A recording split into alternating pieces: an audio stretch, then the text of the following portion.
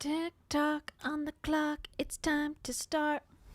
I realize now I should have probably done a little bit of maintenance on this face. I got cold sores, I got pimples. We're starting off strong. We're starting off real strong. Hello, it's been a little while. Did you miss me? Did you miss me? What a year. Am I right?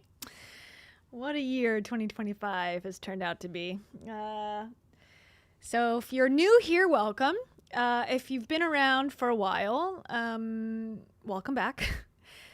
Things going on in my life. So in August, I moved, not across the country, but I moved up the eastern seaboard, whatever that means, to the northeast. And I was coming from Florida.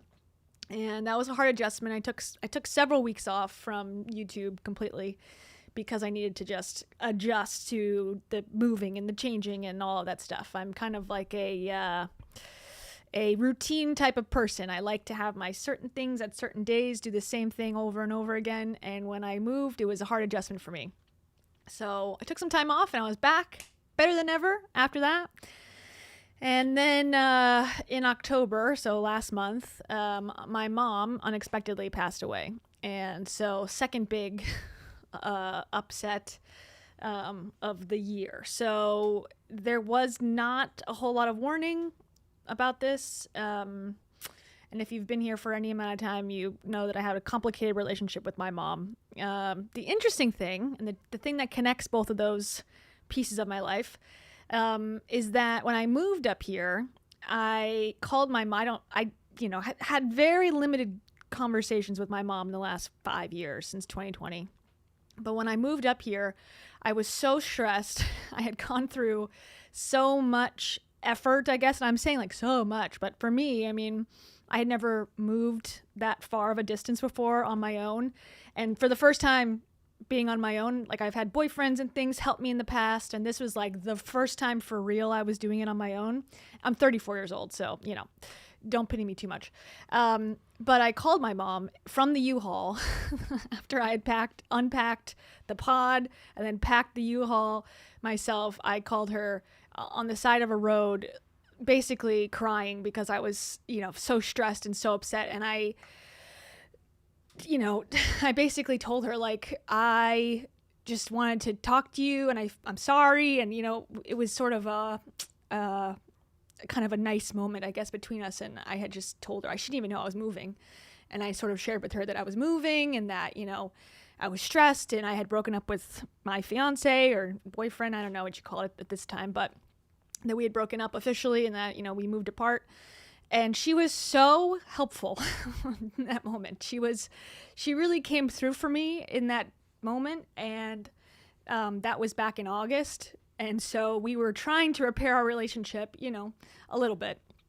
And so it's just sort of ironic, I guess, or disappointing, as life often can be, that I didn't have more of a chance to repair things further with her. And I don't know if they ever would have, really gotten much past what they did, who's to say, but as a thank you to her for helping me out and talking me through that situation and really just, she basically said she was proud of me and that meant a lot to me. I sent my dad and her, they live together, my dad a city kind of, I don't know what you call it, a hoodie that has the city name on it, and I sent her a candle that has the city on it. So anyways, I just say all that to say I'm kind of going through it a little bit, but I'm okay overall. Things were getting better between us. She died fairly peacefully, like I said, unexpectedly in her sleep. And we had a very nice service. I met my uncles for the first time, my mom's brothers. I had never had contact with them much. I talked to my one uncle on Facebook a little bit, 5 years ago, briefly, and they came to the service, which was really nice. And my dad's brother came. My dad was there. My friends came. Shout out to Mariah, Ellen, and Tyler for coming, and Vince for coming, and Vince's mother for coming, and they were all there to support me as a friend. So yeah, that was that. It's been a whirlwind. I don't know why I decided to share all that, but just thought I would. And I can show you a picture of my mom and I already shared some of these, or I shared one of these photos on Instagram when this all happened. But yeah, you know, it just sucks. Just one of those things, you know, just fucking, excuse my language, just sucks. It's weird. You know, I forget that it happened. You know, it's only been a couple weeks, but it's just like so foreign of a concept to me. This is the first person in my life that I've known this. I mean, I spend more hours thinking about my mom, talking to my mom, contemplating what my mom thought than anyone else in the entire world. So for her to be just absent now is so bizarre, even though we weren't speaking very much overall. Anyways, that's that. So that's where I was. That's me as a baby. Very cute. Like, you can see how I turned out the way I have. And that's my mom. And, you know, looking through all the pictures and stuff, it's really made me just grateful for the, you know, the times that we had together. And I had a dream about her the other night, and I told my dad, and, you know, he's like, oh, I haven't dreamt about her yet. But I saw my mom, and I guess because I've been looking through so many pictures of her in her younger years, but I dreamt that she was like, when I remember her as a kid, and I was dreaming, and she was like in that form, you know, in my dream, and she was really happy and healthy, and like she seemed really at peace. And I was like talking to her. I'm sorry, this is like crazy that I'm like doing this. I was talking to her in my dream, and I was like, are you okay? And she's like, yeah, I'm okay now. So I don't know. It was like a little relieving for me to have that dream. So I'm glad. And I will say, the one thing I'm very grateful, I mean, there's several things I'm grateful for, but the one thing I'm very grateful for is that I'm in therapy already. I don't have to start that process. It's helped me deal with these emotions up front, thank God. And that I'm not in a vulnerable place to be led into a cult or led into, you know, some sort of, you know, self-help pyramid scheme, because this would be the time for them to come after me, because I am just like, my heart is like open very much right now because of all the support I've gotten. It's made me like very grateful and like, oh my gosh, I just want to pay it forward kind of feeling. And, but also very much like, I'm just sort of a little bit don't know what to do next. So I say all that to say thank you as always for the support. This channel, parasocially, obviously, has been such a relief and a release for me to be able to come and just like have fun and make jokes and, you know, just talk shit and make a little money and, you know, just kind of express myself in this way. So thank you for being here. Thank you for watching. Thank you for the support. And also, the coolest thing in the world happened to me while I was up there for the service and visiting my dad. I was at a restaurant, and maybe if you're from the area, you'll know. It's called Anderson's. It's like a fast food place, but it's only, my parents are from Buffalo, New York. I don't know if I've ever said that. I guess I did, yeah. And I was at Anderson's, and this wonderful person named Sarah walked up to me and said, "Are you Rachel?" And I said, "No, I'm not Rachel." And she goes, no, Rachel Hollis. And I'm like, "Oh, are you Rachel?" Like the soundbite, which I think, oh my gosh, I don't even know where that would be. Let's see. Rach? No. I felt like she said one thing. Are you Rachel? That one. That's what she said. Are you Rachel? And then we ended up talking, and you know, she introduced me to her kids, and we were talking, and her daughter said, why are you talking to someone, to her mom? Why are you talking to someone that you don't know? And she's like, "Well, that's called a parasocial relationship." And I said, "They're very dangerous. You'll learn about them in your life." And so I thought that was funny. So anyways, we took this photo. My friend from high school, Tyler, was there with me, and he was helping me with stuff, and I felt like the coolest person in the world. So he will never live that down, that I was approached at a restaurant that we were at in a place that he's never been before. So thank you so much. Shout out, Sarah. It was great to meet you. And thank you for coming up and saying hi. And also, I'm a Buffalo Bills fan. If you couldn't tell, that is one thing I took advantage of, is going to TJ Maxx and Burlington several times while I was in town to get all of the merch. So that is now my personality, and that's how it shall remain. All right. Well, I'm in Ned Fulmer's kitchen, so it's time to start the show. And, again, like I said, I'm very grateful that I'm in a good, solid mental headspace, because I think, it's so important to almost prepare for stuff that could go wrong, I guess, and to be not ready for it or like waiting for something bad to happen, but just to constantly be working to improve your mental health so that when something tragic does happen, you can handle it. I've never felt like, oh, I'm incapable of dealing with this. Like, I've said this a million times on this channel. Therapy, for me at least, has been such a helpful tool to be able to, okay, everything's going to be fine, and continue. So anyways, sorry for the downer vibes. My bad, everybody. But I got that off my chest. Oh, also, if you like origami, this is so random. My mom and I, so it was more my thing, I guess, but my mom definitely helped a lot when I was in high school doing this project. Making origami cranes. So I have a whole bag. I don't know if you can see. I have an entire bag of origami paper cranes. And so it's kind of, well, I don't know. I'm not Japanese, but it's customary, I believe, in Japan. There's a book about it where you can make 1,000 paper cranes, and it symbolically gives the person like a wish. So my goal is to make 1,000 paper cranes in honor of my mom. Because that's something I think that she would like, and it just is a way for me to reflect upon, her as a person, her memory, and folding the cranes. So if you want to fold cranes for my mom or for someone else in your life, maybe we can figure out a way you can send them to me, and I can put them into like a large display. I've done it for years since I was in high school. So anyways, that's my spiel. Okay, let's spin the wheel. Shut up, Kayla. Okay. And thank you, everybody. Seriously, I see all of your comments. Thank you. Billy McFarland. Okay. All right. So do you remember who Billy McFarland is? He is the infamous now, really, Fyre Festival founder. He's the guy who decided that Fyre Festival was going to be a thing and then totally dropped the ball. He went to prison for fraud. He is Ja Rule's biggest op, I guess.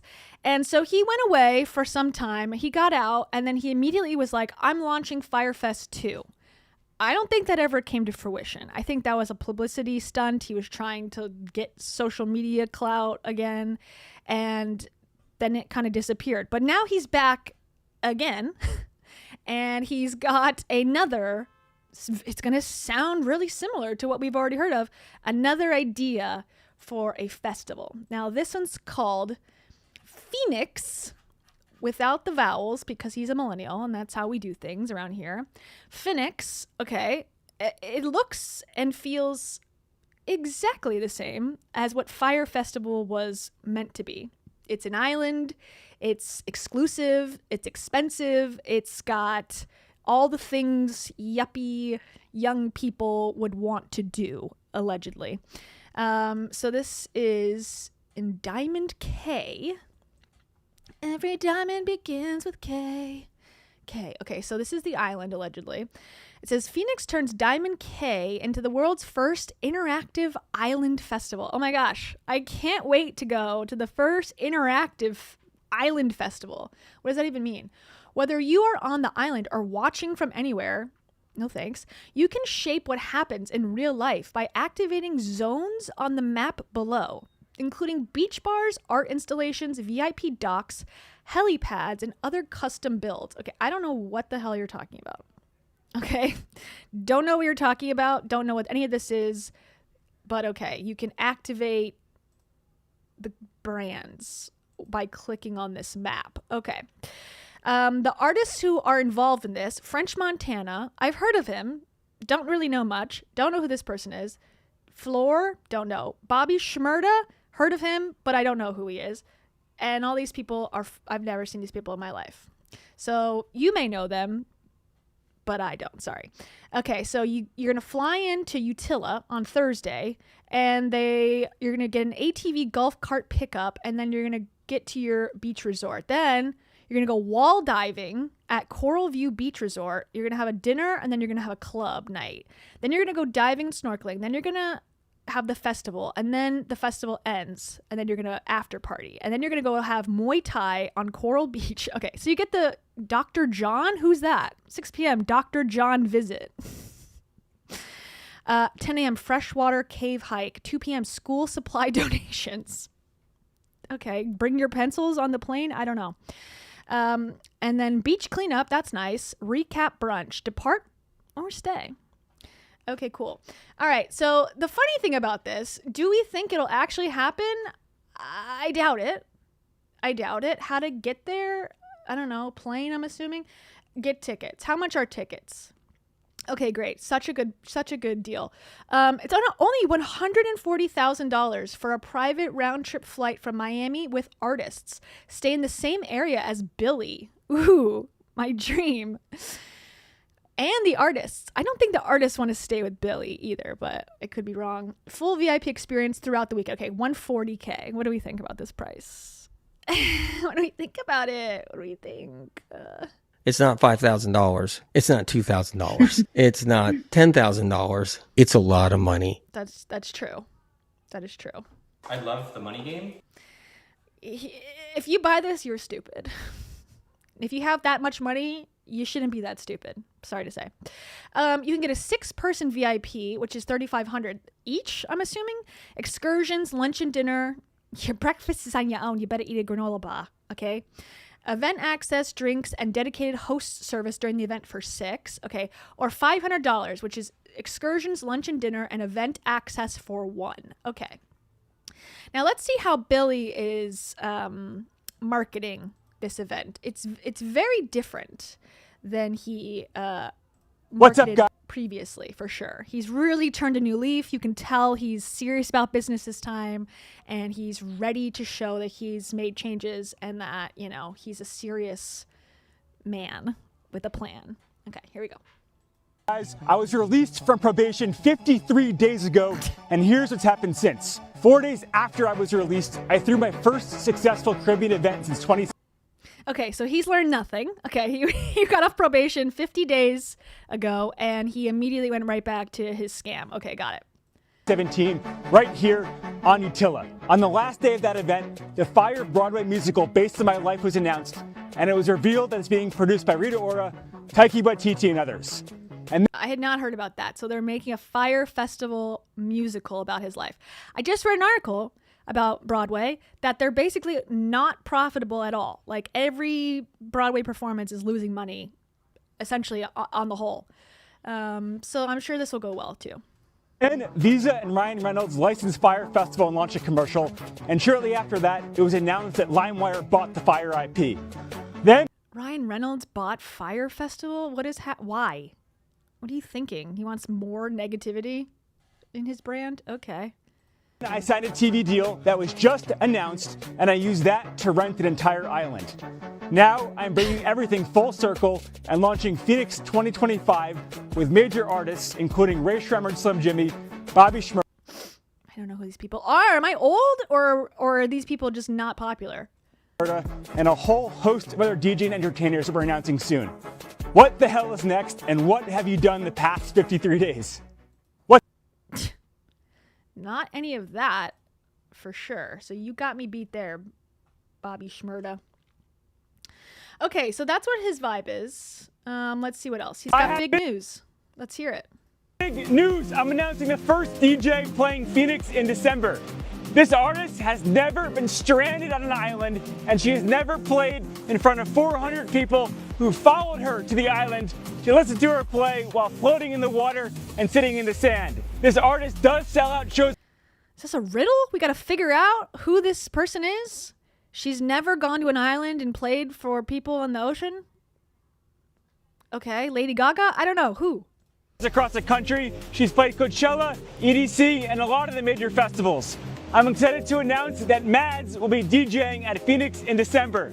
Everybody. It's like it sounds like his friend Madison. He's pretending this is a celebrity. Please go to the comments and tell Mads why this is a really, really good or really bad idea. So stay tuned for tomorrow's announcement. I'm going to stick with DJs for a couple days. The comment is, second comment is, another underwhelming announcement. Keep them coming, Billy. It is underwhelming. I've never heard this person. Until I get too impulsive and announce my favorite hip hop act. See you guys in December. Okay, it's coming up. We're so close. Good morning, everybody. Phoenix 2025 will be streaming live on pay-per-view Saturday. Pay-per-view? Who even has that anymore? How do you even get a pay-per-view? I thought I could interact by clicking on the website, and it's interactive, and I could just teleport there, I thought. Pay-per-view? What is my grandpa's festival? December 6th and Sunday, December 7th. If you think this is a scam, if you think the artist won't show, if you think the dock will crumble when the helicopter lands, if you think I'll get eaten by a shark, gather the haters and watch it live from the comfort of your home. Early bird pricing starts at $3.99, and $1 from every pay-per-view goes to support Utila. The link to watch all this unfold is in my bio. Have a great day, everybody. Good morning. Okay. It's Think Global Media. Why does that sound familiar? Think Global Media? Oh, that's that YouTube company, isn't it? No, maybe not. I don't know. I'm just looking it up on here. It does not ring a bell. Never mind. Okay, what else you got, Billy? What's up, guys? I'm stuck out here on the island in a tropical storm. The good news is the storm came early, and December is going to be beautiful. I'm just kidding. I can't promise that. But what I can do is stick to my promise and announce the next DJ playing Phoenix in December. Joining Ray Shremmerd, Slim Jimmy, Bobby Shmurda, and Mads is Kaniki. Will this be the perfect storm? Who's Kaniki? Will the Phoenix rise? Pay-per-view link in my bio. See you guys at the event. Okay, let's see this link he keeps promising. Pay-per-view. This is the website that I was just on. It's only 400 people can buy tickets. 400 guests will descend upon the Bay Islands while millions watch live from around the world. I don't think so. If you're paying for it. Copied? What does that mean? Pay-per-view. Okay. 17 days. Everyone buy your tickets. Streaming live. Utila Island, Honduras. Okay, I didn't want to sound stupid because I didn't know where Utila was, but now I know. It's $5.99. I could buy it now to experience. It'll be exclusively on this website. They think millions of people are going to be exclusively on this website watching 400 people listen to music. He's probably right, unfortunately. Prices are subject to change without notice. Okay. It's always good. Yeah, I don't think this is going to happen. I think this is not going to occur. I'm going to guess. What else? Let's see. There are 17 days until our island festival, and I want to give a special shout out to Miami. Miami landed yesterday on Utila in his helicopter, and we painted the Miami logo right here in the helipad at Diamond Key. There are so many people giving a Herculean effort to make this event happen. I want to thank Miami, Honduras, Utila, our team, and all of our great hosts. We will see you guys here live on pay-per-view December 6th, Diamond Key, Bay. I think he's using pay-per-view as like not the branding of pay-per-view. Maybe it's just a thing now. Like you're paying per view because you have to pay $5.99 to watch it, but it's not actually on like an HBO streaming. It's just on the website. Okay, they got, what are they holding? There are 17 Machetes? days Great. until our island festival, and now I'm going to tell you guys why we're actually doing this. Because he's bored. And why not at this point? Why not, right?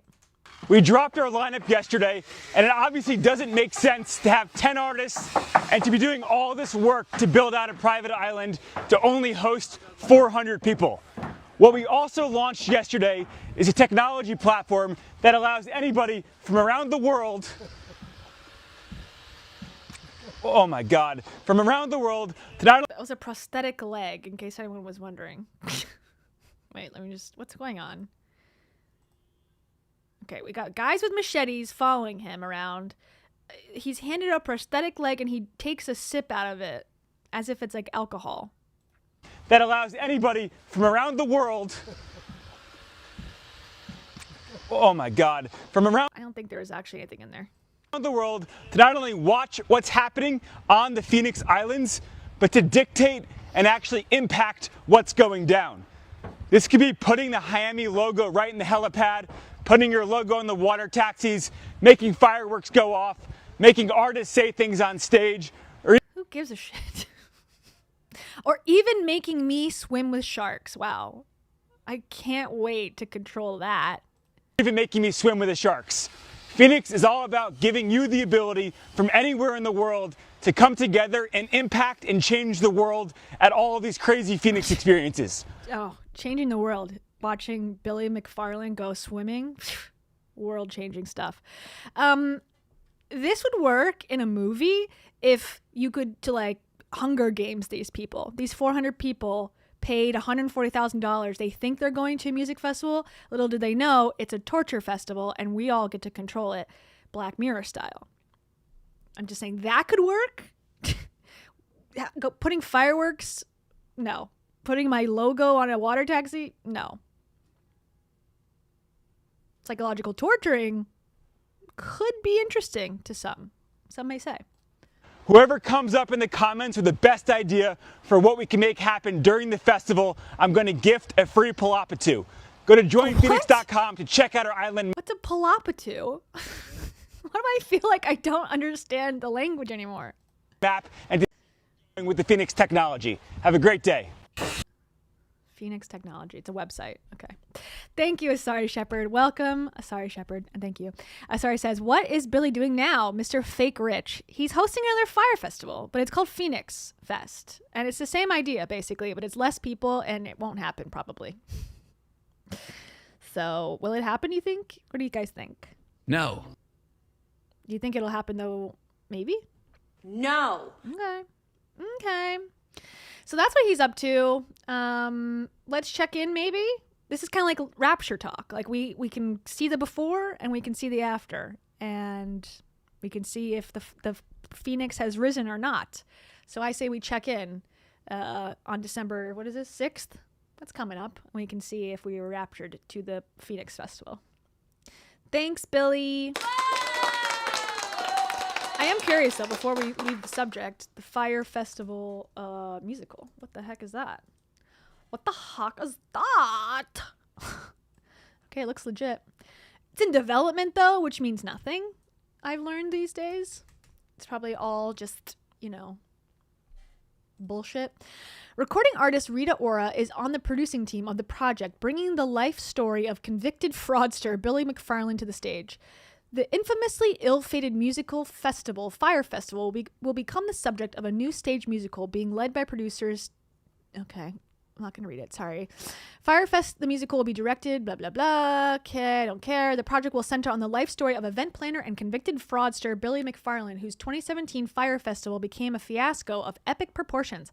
Having promised a luxury experience, guests arrived to disorganization and near squalor, and a rapidly depleting roster of artists still willing to perform. The entire event was ultimately canceled, leaving the guests who had already arrived stranded. The event led to McFarland's 2018 conviction on charges of wire fraud, for which he was sentenced to 6 years in prison.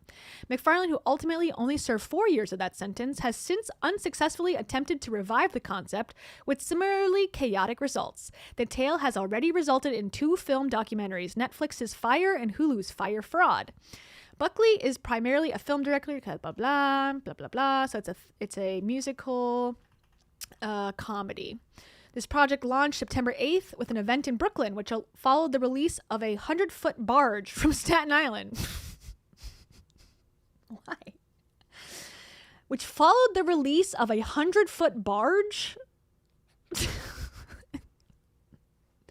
I feel like I'm in the upside down. I don't know what's going on. Okay.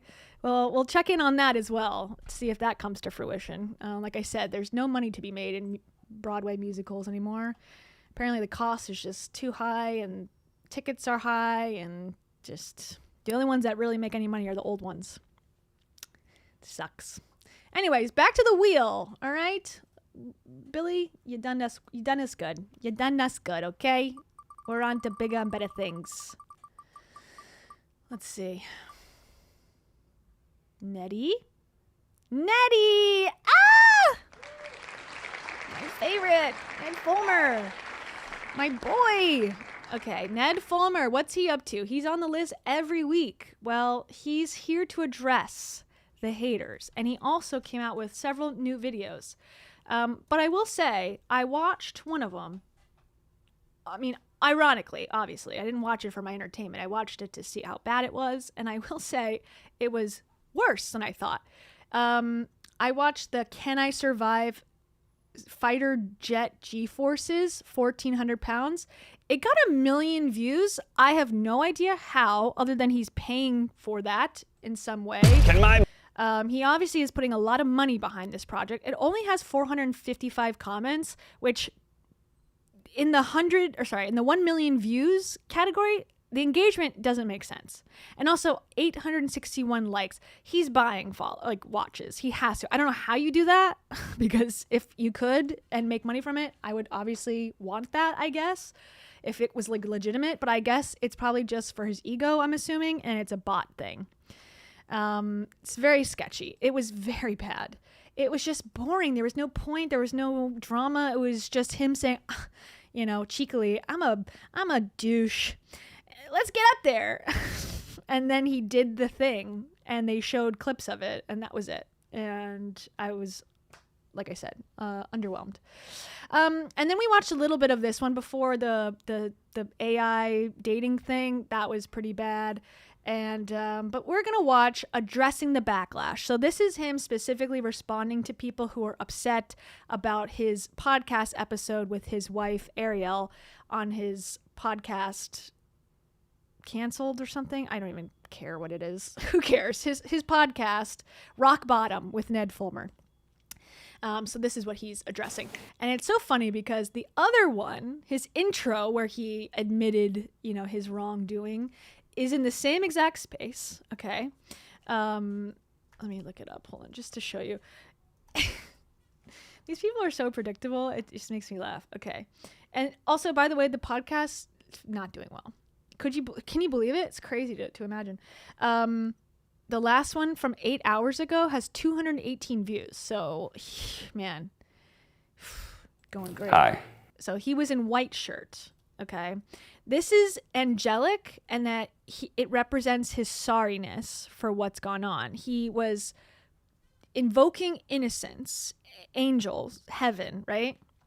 And in this one, he's more, I'm taking responsibility for real. I'm a bad guy.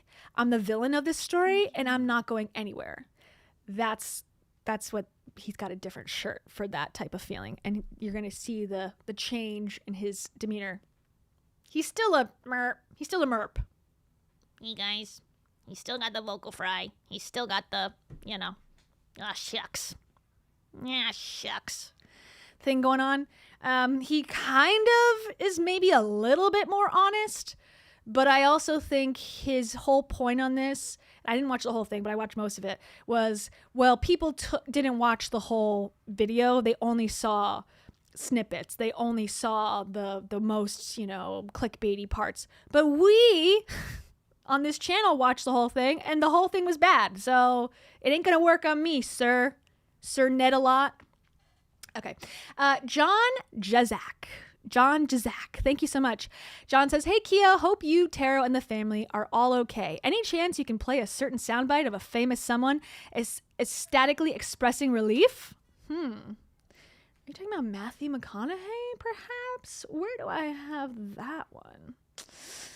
Where do I? No, that's not it. Is Is it this one? I'm hoping that's the one that you were hoping for. That is Matthew McConaughey, circa 2023, where he saved all of our lives with his inspirational tales from Hollywood. Also, I just feel like this right now. Humans. I feel like a human. Also, my guardian angels, my spirit guides. that's what Ned Fulmer needs. He needs some spirit guides, I think. Because whoever's guiding him right now, guiding him in the wrong direction. And thank you to Asari Shepherd. Thank you so much, Asari, as always. Asari says, Sir Nedalot is full of BS. Yes. Yes. Yes. Yes, he is. He is. This is what all the ladies want to tell Ned. You have a wig in your panties. Mm-hmm. My pubic hair. That's for Ned. All right. Thank you, Asari. Let's get to it. Huck to it. Hello.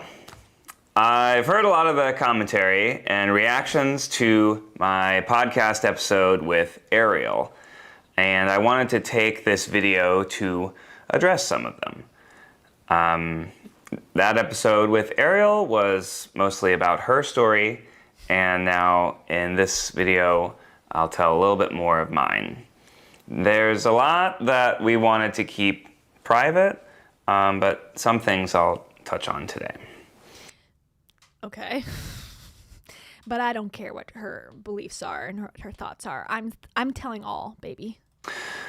First, I know that it was a very painful and uncomfortable conversation to watch. True. Accurate. I know for some of you, it reopened things. For us, it felt like a necessary step to be able to move forward. We knew we would always get these sort of questions in any context online, and it felt like the only way to move forward was just to face it head on. As has been reported in interviews, launching the podcast with a conversation with Ariel was Ariel's idea. She's a stakeholder in the Rock Bottom podcast and this new channel. And yeah, probably in her alimony settlement. I don't think she's a stakeholder otherwise. I'd be very surprised if she believes in him at this point that that's going to be financially successful. You're out your mind, girl. You out your mind. You were on the podcast. Get out now. Hope your clause in the contract says, if this sucks, I get to leave whenever because my ex-husband's a dinkhead. A dunk ball, as they say. No one's ever said that. Sorry. Thank you so much. Sorry says, Ned seems the type to seethe over every comment. 100%. He definitely will be doing these, monthly addresses to the haters constantly. I feel like that is definitely what's going to go on here for sure. This is so good. And I'm here for it. He's going to wear a navy blue shirt next, and that's going to represent that he's going through the waves of life. He is like up and down, and he's flowing through something really hard right now. Anyways, I want to go to Denny's with you. Okay, there you go. And some guy 000001. Thank you so much. Some guy says, "I'm a douche." Kia, quoting Ned Fulmer. Truth. Yeah. I mean, big facts. Am I right? Priceless, juicy nuggets. That is him being a douche. It's a juicy nugget if I ever heard one. There's Colleen. A random one for you. Thank you, some guy. Okay.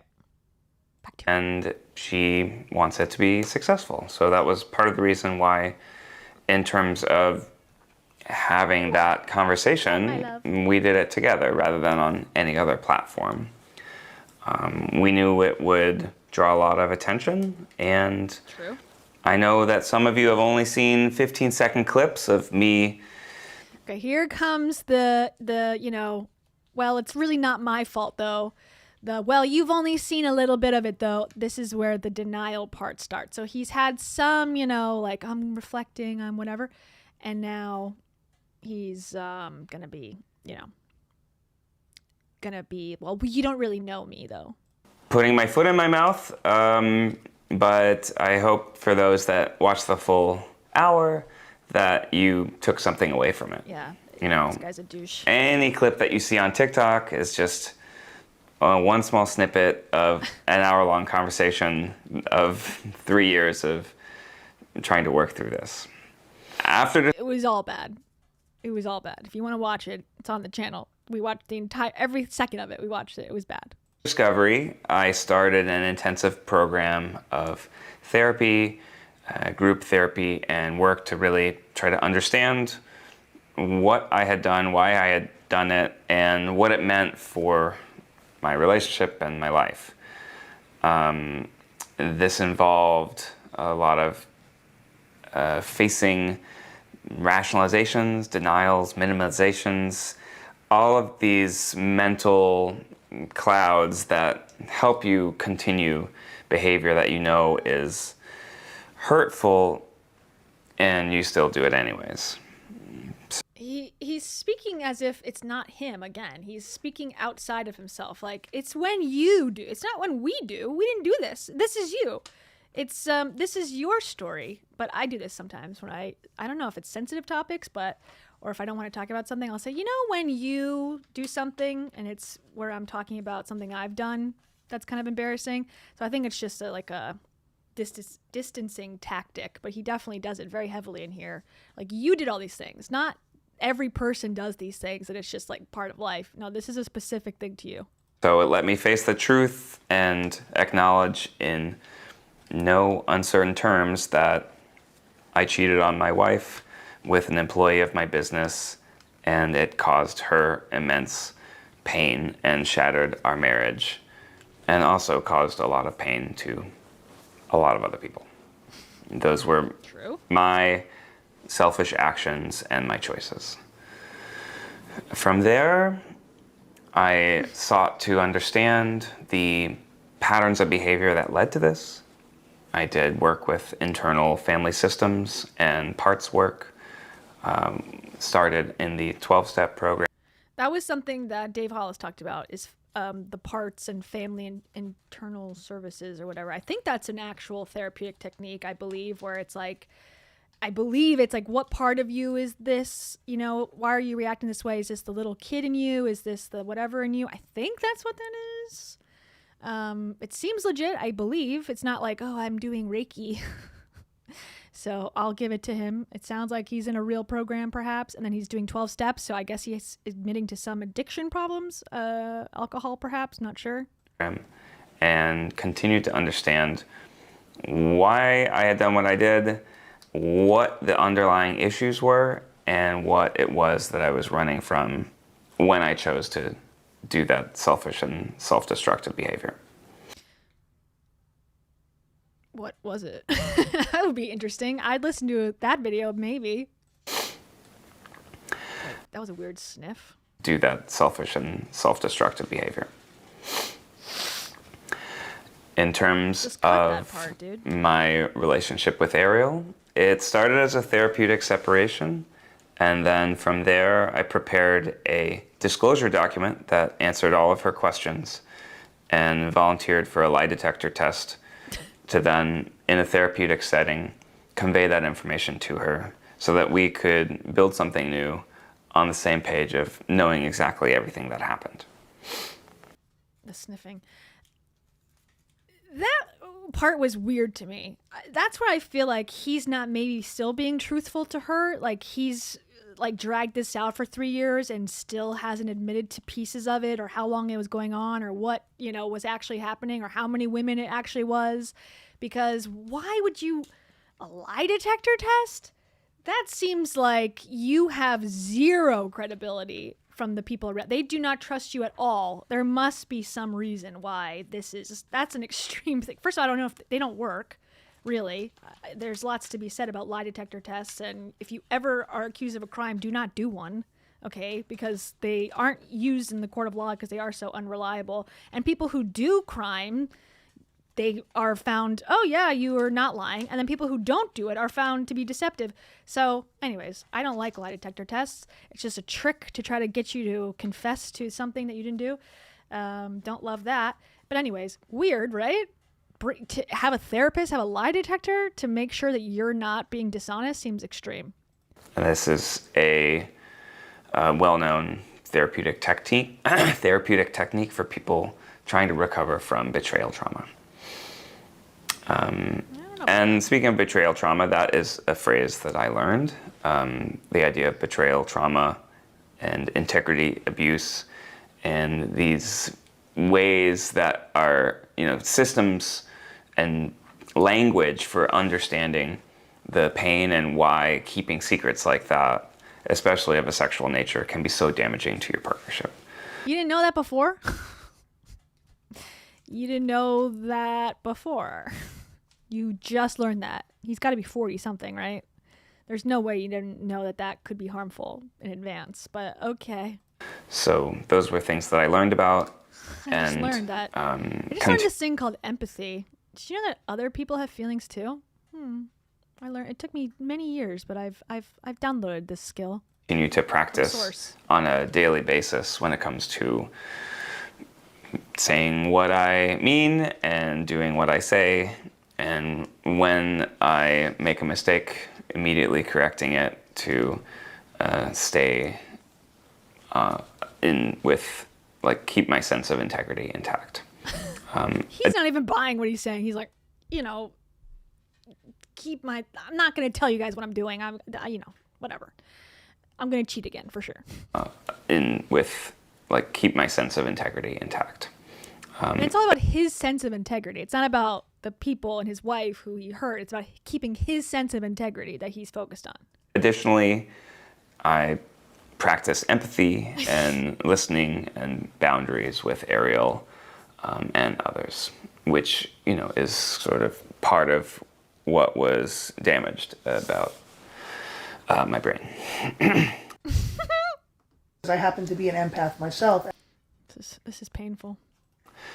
So from there, Ariel prepared an impact letter that described all of the pain that she felt, and I was able to hear that and take it in and sit with it to really understand all of the ways that my betrayal had affected her and what it meant through her point of view.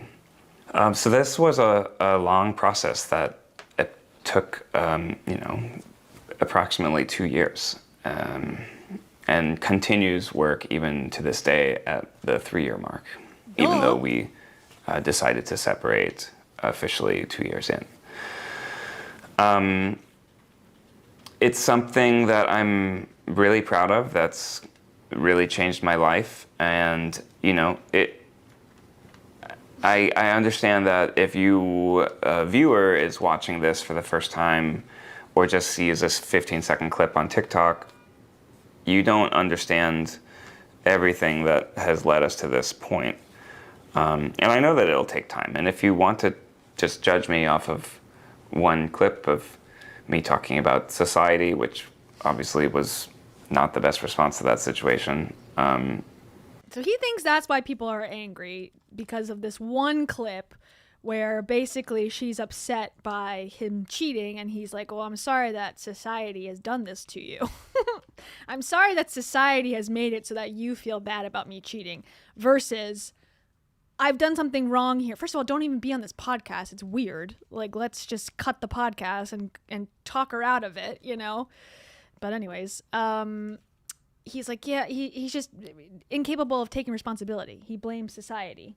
Oh, Taro's in her little gingerbread house. I'll take a picture. She's got a little gingerbread house for Christmas, and she's so cute. And Taro. She's cleaning her paws. Okay, sorry. All right, back to it. You are welcome to do that. I know that people have a choice when it comes to what they watch and what they consume. Duh. And if people don't want to continue engaging with me on the internet, then that's a consequence of my actions and something that I have accepted. But also, you're just boring. There's people who... James Charles was canceled 100 times. What's his face? Jeffree Star's been canceled 1,000 times. They still have stans, tons of them. It's not about interacting with you. If you had some other interesting qualities, you might get the fans. Colleen's got people that you like her still. He's just so unlikable. Like, he doesn't even have that army of, ride or dies. Moving forward, I really believe in the mission of the Rock Bottom podcast to foster conversations with empathy and curiosity. It stems from a lot of that group therapy work of seeing how much someone sharing how they're addressing the wreckage in their life that they caused and how they're overcoming a challenge can really be a catalyst for healing. So if it's affected you so far, I'm grateful for that. And if you are wondering what the show is about, I encourage you to check it out. And so that will be on the Rock Bottom channel, and on this channel it'll be more entertainment forward, still under the values of curiosity and empathy. I know people are saying that it's similar to some of the stuff I did before with BuzzFeed and Try Guys. Extremely the same. It's exactly the same, actually. Editing style, subject matter, it's just, it lacks creativity and humor and interest. That's what's missing. That's true. It's the DNA of stuff that I love making, mixing education with entertainment, and developing new show concepts that I'm really excited, but it's not going to be too drastically different than the type of work I did before, because that's just who I am and the type of stuff that I like to make. And I sincerely hope that you are connecting with it and resonating with it. And if not, that's okay too. Like I said, it's a consequence of my actions.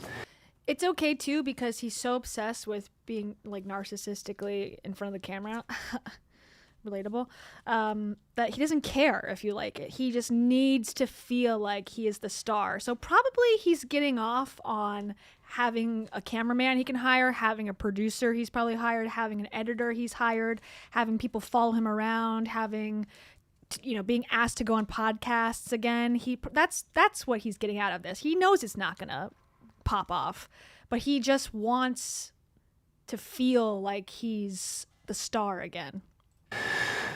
So that's the type of community that I'm building here. I'm grateful for you watching this video and listening, and I will see you around. Thanks. Bye. Bye, babe. We love you. Just kidding.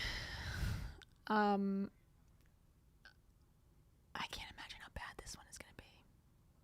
This one doesn't even look like him. I started to watch this one where he was wrestling in Jacksonville. It's like so bad. It's like so bad. Which country has the best noodles? Join me. You got the whole video. He's going to be like, I think it's Japan. I think it's maybe, I don't know, like Vietnam or something. What is even this? S, A plus, A minus? He's really not trying to hurt anyone's feelings. What kind of chart is this? Anyways, that's it with Ned. Ned, you're done. Thank you, Ned. We appreciate your time. We'll see you next week when you do something else crazy. All right, back to the wheel. Spin the wheel, spin the wheel. High Point University! HPU, not to be confused with HPV. Both are something that you can get a degree in. No, that didn't quite work. Jillian's of Crafts. Thank you so much, Jillian's of Crafts. Jillian says, for Kia's sake, I really wish Ned would have addressed the Home Alone chocolate face pic. Yeah, that's what I was angry about. I'm not angry about the podcast. The podcast was fine. Like, it was bad, and makes him look like a total a-hole, but it was at least somewhat engaging.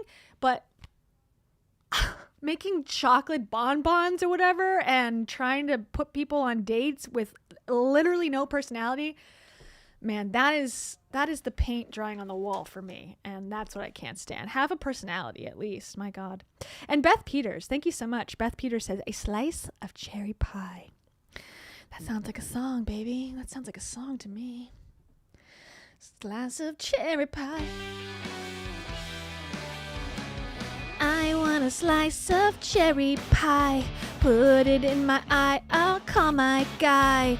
He makes pies at the diner down the street. He's the guy that I wanna meet. Cherry pie, cherry pie. I wanna get so high and reach the sky with a cherry pie. Slice of high. Okay. Thank you so much, Beth Peters, for that. I love cherry pie. I'm just kidding. I'm more of a, I don't hate pie. I like apple pie. Cherry, though, it has to be maraschino. If it's not a maraschino cherry, I don't like cherries. But that one looks good. The one that you selected looks delicious. Okay. Without further ado, what the heck is High Point University? Well, it is a college. Well, technically it's university, I guess. I don't know the difference anymore. Why do we get rid of college? Or is there, someone tell me, college versus university. Is there an actual difference, or is it just interchangeable words? I'm sure there is an explanation. But this is a university that apparently is full of influencers, because I've seen nonstop videos about it. You remember University of Phoenix? It's kind of like that, but with people who just want to talk about it and want to make it seem like it's, you know, some sort of Truman-esque show world for college. So it's, and I don't get it. And maybe we can find out together. So this is High Point University. It's in North Carolina. You want to come up? She's out of her gingerbread house. She's out of the gingerbread. And she's ready to hang out. Let me move my laptop. Hold on.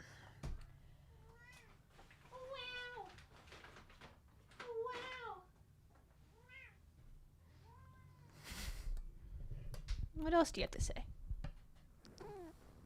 Nothing. When I was out of town, she had the best babysitters in the whole world. She's got new friends. She's got Ellen and Aaliyah and Tanvir, who she stayed with and she became besties with. And I got pictures every night, and I could see the bonding happening, and it was beautiful. So she's got 3 new friends. What do you have to say about that? She's speechless. Okay, so this is a premier life skills university. Okay, and apparently when you tour, we've heard that word before, tour. When you tour the facility, you can find out if you got accepted, which I am confused about. But it's #1 best run college in the nation. When you make students the #1 priority, the nation notices. HPU is named the #1 best run college in the nation for the 2nd year in a row by Princeton Review. Okay. And it's in, again, North Carolina, and it's a life skills university. But what does that actually mean? And how much does it cost? And why does everything look like a dollhouse? And why does it give culty vibes? And everything looks expensive. Okay. Last chance for fall discovery, November 22nd. So we can still apply and probably get in if we want to. And you know what? A college for life skills could be actually cool in theory. Like if you're learning all the things about like taxes and how to write a check, how to mail a letter, how to wash your clothes correctly. Sign me up, because I didn't learn any of that stuff. I need to learn that stuff still. But okay, it's a little dystopian, no? Or there's something off about it. Like it looks great, and apparently there's like, you can eat filet mignon. There's a steakhouse on campus, and you can eat filet mignon on your, what do you call it? The food plan. Like that's like on campus, like a dining hall, which is just odd to me. Something's off, right? It's like Stepford Wives or something. Okay, it's in High Point, North Carolina. Shocking. It's accessible near Greensboro, Winston-Salem, and Charlotte. Okay. Well, hours away. 1.5 hours away from Charlotte, 2 hours from Raleigh, and 4.5 hours from Washington, D.C. So it sounds like in the middle of nowhere. One University Parkway, High Point, North Carolina. Yeah, this is giving me heebie-jeebie vibes. Okay, majors and programs. What can you get here? Optometry, okay. Pharmacy, that's real things. Law, education, dental, nursing. Okay, these are all real things. Chinese minor. Oh, perfect.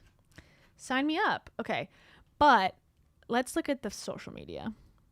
That's what we're looking for here, is to see what because this is the website, and you can never trust a website. When I looked at my college, I went to UCF in Orlando, you would have thought everyone was happier than they could ever be in a million years. And in reality, that was true. They were accurate. No, I mean, of course, the website is always going to make it look 10 times more fun and more exciting than reality. Okay, here's a video. And some of these are recorded and some of these are downloaded. So we'll just have to see which one's which, because you might see some of my recording of my phone. Sorry, apologies. Okay, here you go.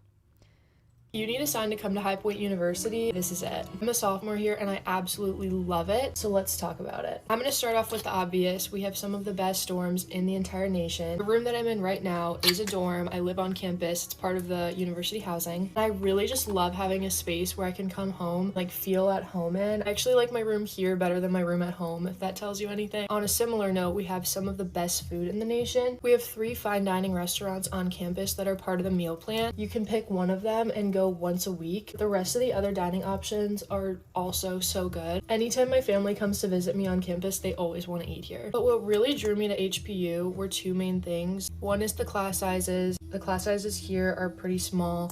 I think the average is like 25 people per classroom. And I went to a small high school, so that's something that I was looking for in a university. It makes a huge difference to be able to like be in a classroom setting where you can raise your hand and ask for help or like talk to your professor afterwards. Last year I was taking a math. You could also do that at community college for probably way less, but okay. Class, and it was hard for me, but I was able to spend an hour a week in my professor's office hours, and he would just like sit with me and work through the problems until I understood. And that is like unheard of at other universities. Professors do not have an hour to spend with a student, but things like that are what really contribute to your success. I don't know if that's true. I feel like my professors had a lot of time. Too much time. Things like that are why I'm a straight A student. Another thing that drew me here is our professional resources here are just unmatched. We have an office of career and professional development. You can either book an appointment with like one of the full-time advisors and it can help you with your internship search or a job search, or we have like students who... Every college has that, and it's always horrible. Who are like peer career advisors, and they're paid by the university to like host walk-in hours and help you with your resume or your LinkedIn or anything like that. Next, there is so much to do on campus. I'm never bored here. We have a movie theater on campus, and are they getting paid to say this? Because I feel like I get it, but also some of these things are underwhelming. A career center? Ooh, they have parking lots too? Tell me more. It's complimentary, so you don't have to pay anything extra for tickets, food and drink, anything like that. We have an ice skating rink that comes on campus every winter. There are food trucks every week. Last night, we literally had nothing but cakes on campus. And again, this is all complimentary. You don't have to pay anything extra. Our sporting events are so fun, and you don't have to enter a lottery or pay for anything extra. Also, what I like to add when I talk about everything that's complimentary, a lot of people see the ticket price of the university and they're like, no way. But first of all, the university offers so many scholarship opportunities, so you can bring that price down. But then even after that, like, they're not gonna nickel and dime you here like a lot of other schools do. They'll charge you extra for sporting events or things like that. Like, that's just not the way High Point is. Like, what you're paying for, like, that's it, other than like textbooks you need for class. Does your dad like own this place? Why are you making it seem like this is so amazing? Okay, according to Google, for the 2025-2026 academic year, the total tuition and fees at High Point were $49,000. Whew. Okay, that includes that's not room and board. Room, board, books, and other expenses. Okay, so with that, the total estimated, okay, I'll just show you this is the AI part, so take it with a grain of salt, but it says the total estimated annual cost, including a projected tuition of $44,000 and room and board at $18,000, is approximately $66,000 a year. Wowza. Books and supplies $1,500. Other expenses random $2,250. Gross annual cost $66,000. Complimentary services included tuition and fees, academic tutoring, okay, a success coach, no thank you, career advisor, okay, that's at every college, campus parking, what did I say, and airport transportation. Well, you got me there. Airport transportation, that is kind of rare. Incoming freshmen also receive complimentary laundry in residence halls, access to athletic events and concerts, and a professional LinkedIn photo. Just one. You get one photo for $60,000. I'm sold, girl. You got me. Now, why is she going so hard for this school? She's acting like she's getting an affiliate. Maybe she is. Maybe that's the scheme here, because I've seen this pop up so much on my feed. I'm like, there must be a scheme going on. I'll mention for this video, there are so many opportunities to give back on campus. Every year, the incoming freshmen build bikes for the High Point community. A lot of us grow up with bikes and we don't realize how much of a privilege that is, but there are some kids out there who that's like their dream to have a bike. So we help build bikes for them and we gift them to the less fortunate kids in the area. Also tomorrow, we're hosting our... How does one build a bike? Just curious. There's like 3 pieces, right? Okay, sorry. Annual Veterans Day service where we invite all the veterans to come and we just put on a really nice ceremony for them. So I'll be volunteering there tomorrow. Stay tuned for the day of my life. I'm also involved in a sorority, so we do a lot of philanthropy events through that. But yeah, I really, really love this school. The school spirit and Panther pride runs so deep. You can feel it when you're on campus. If you have any questions about HPU, feel free to comment, or my DMs are always open. Love you. Use code Eldon. Code? To go to the school? What if it burns when I pee? What does that mean? Oh, sorry. That's HPV. That's HPV, little kitty. Okay, let's see what else. Let's see what else we got. Okay, this is a journalistic take of High Point University. This small college in North Carolina is luring wealthy students with its high-end amenities and has more than tripled undergraduate enrollment in the process. At High Point University, students can use their meal plans to eat filet mignon at an on-campus steakhouse once a week. But that isn't just a perk. Servers coach diners on body language, professional attire, and even which fork to use and when to salt their food. That's just one of the striking amenities that the school has. Okay, I do need that, though. I do need to learn that, for real. I've been saying that for years. I need to take an etiquette class so bad, because I don't know how to... If I have to go to a dinner or something, I'm screwed. I don't know how to do anything. What's a salad fork? I don't know. What's a spoon? I've never heard of it. You want to go down? You little monster. She's the best. She's the best. Oh. Whoa. Almost lost her. Okay. So when do you put salt on stuff? Yeah, I need that class. Salt 101. Plans to eat filet mignon at an on-campus steakhouse once a week. But that isn't just a perk. Servers coach diners on body language, professional attire, and even which fork to use and when to salt their food. That's just one of the striking amenities that the school has to prepare its students for the professional world, where job interviews and client deals may take place over a meal. The campus also includes 6 heated outdoor pools, an airline cabin interior to practice networking, and the option to live in a 500... Excuse me? An airplane interior to practice networking. What the what are you talking about? An airline cabin interior to practice networking.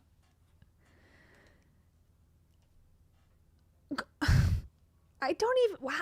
First of all, show a picture of it, please. I don't need to look at this man studying in the background. I need to... This mallard is not that interesting. Where is the airplane where you get to sit and network? What does that mean? Learn how to talk to people? Why do you need a fake plane? Something's going on here. Something's wrong with this school. I'm telling, something's off. I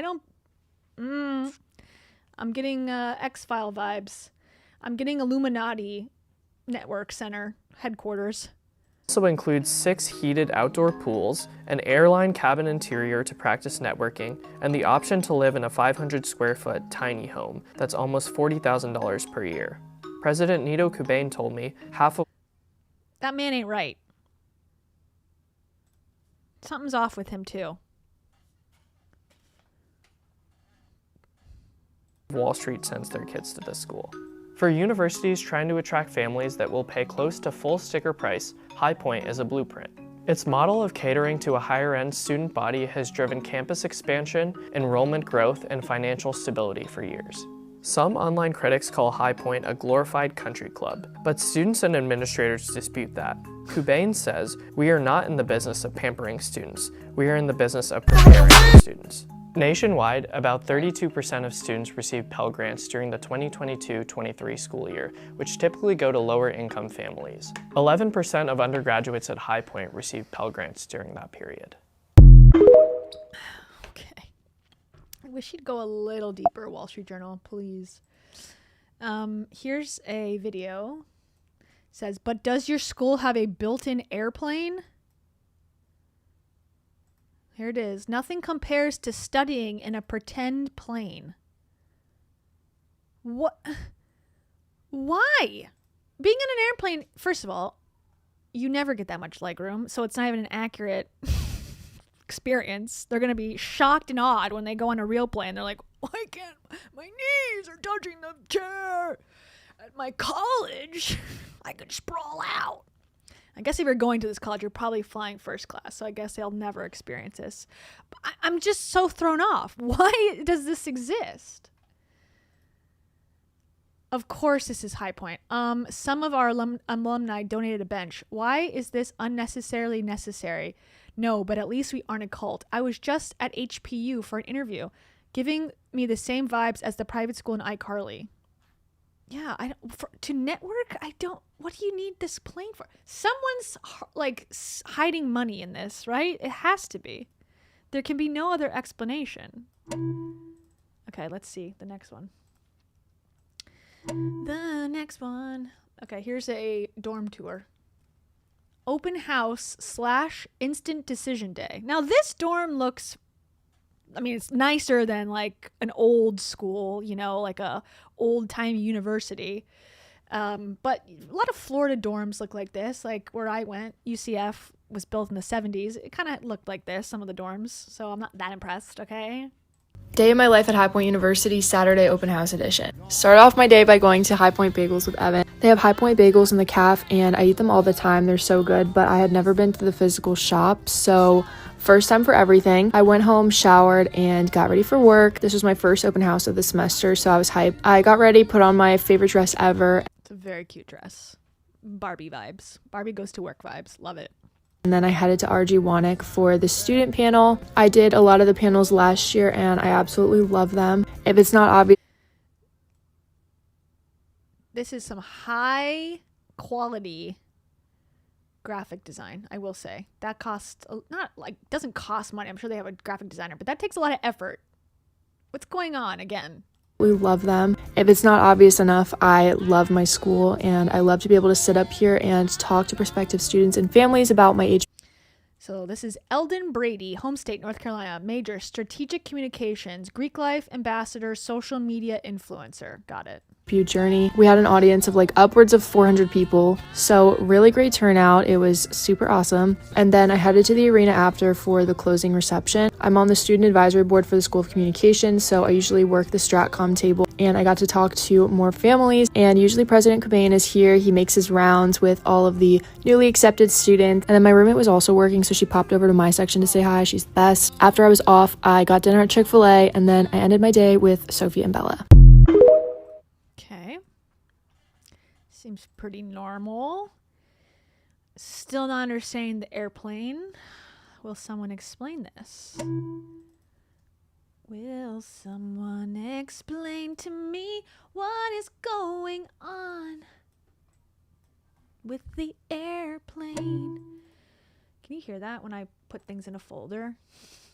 Or is that just for my ears only? Let me know. What is... Okay. Sorry, I have all my videos mixed in together because I just save videos on my phone all day and then it gets all confused. Okay, sorry. Got a couple more. Just to put them in their place. Okay, here. Day of my life as a senior. Let's do it.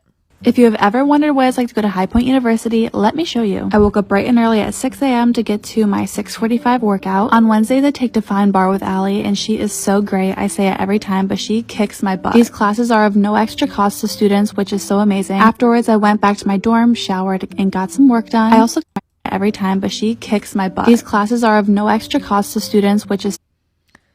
Okay. This is a self-categorization theory provides a something for social influence that emphasizes the social and sources of the target of influence. Okay. So amazing. Afterwards, I went back to my dorm, showered. The realizations and the effects of canned laughter. This is the type of stuff you do learn in college. I took animation 101 and games, or computer games or something in my senior year. Like, okay, this class cost me like $5,000. Why do I need this? It was an elective. I had to have it. Anyways. And got some work done. I also got breakfast. I've been getting it from Diner a lot recently. It's just been really hitting. I did my makeup for the day and I've honestly gotten such a good routine down. So even if one person is curious about it, let me know. I got dressed and I headed over to Cottrell because I had a meeting at 1. I had a little bit of spare time before my meeting, so I grabbed some Starbucks. Recently, I've been ordering a green tea lemonade and it's been so refreshing. After my meeting, I headed over to Stout for my first class of the day, which is social influence, and afterwards I had to run some errands. My first class of the day, social influence. We're screwed. Did not last long at all because I had to head back to campus for my second and last class of the day. Afterwards, I headed back to my dorm to get changed for dinner. Aloe is a fine dining Mediterranean restaurant that we have on campus. It is part of our meal plan, so we can go once a week. We're supposed to dress business casual or better, and we also learn etiquette throughout our dinner. I ordered the Business casual or better. Business non-casual. steak skewers, the pesto tortellini, and the sorbet. It was so good. I can see a lot of people, especially in the South, that would love to send, especially their boys, to this school. Like, they don't care that it's $60,000 a year. They want them to learn maybe a little bit about social media and then learn how to use a fork and get good sorbet every night. That's all they want for their children. Skip the step of, joining the frat and having to take statistics. Like, let's just cut right to the heart of it. Get on a fake airplane and pretend that you're, you gotta sell some oil or something. Ay. Okay, let's see this hot take. What the heck is High Point University? I've done it, guys. I found my next TikTok rabbit hole. It's High Point University. It's a life skills university. I've got 2 TikToks now. And I'm like, what is this place? What is this place? They have it's gated. You go there, you tour this girl like toured the campus, and then she like found out she got accepted. Like, it was like a sorority bid day. Like, she was in this auditorium and she opened a packet and it said, "You're accepted," and like this like PowerPoint made certificate. Oh, this is gonna be good. Yeah, it just came out of nowhere, honestly. All right, let's just take a live look. I'm going to try to see again more about this plane. Airplane. I don't want to just see it. I want to understand it. I want to feel it. Wait, your school doesn't have an airplane? I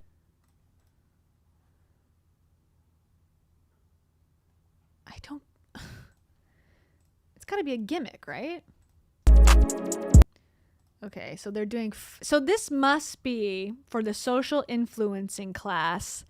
They built this fake airplane so that they can pretend that they're on a private jet so that they can become scam course creators. Right? Because they're not on a plane.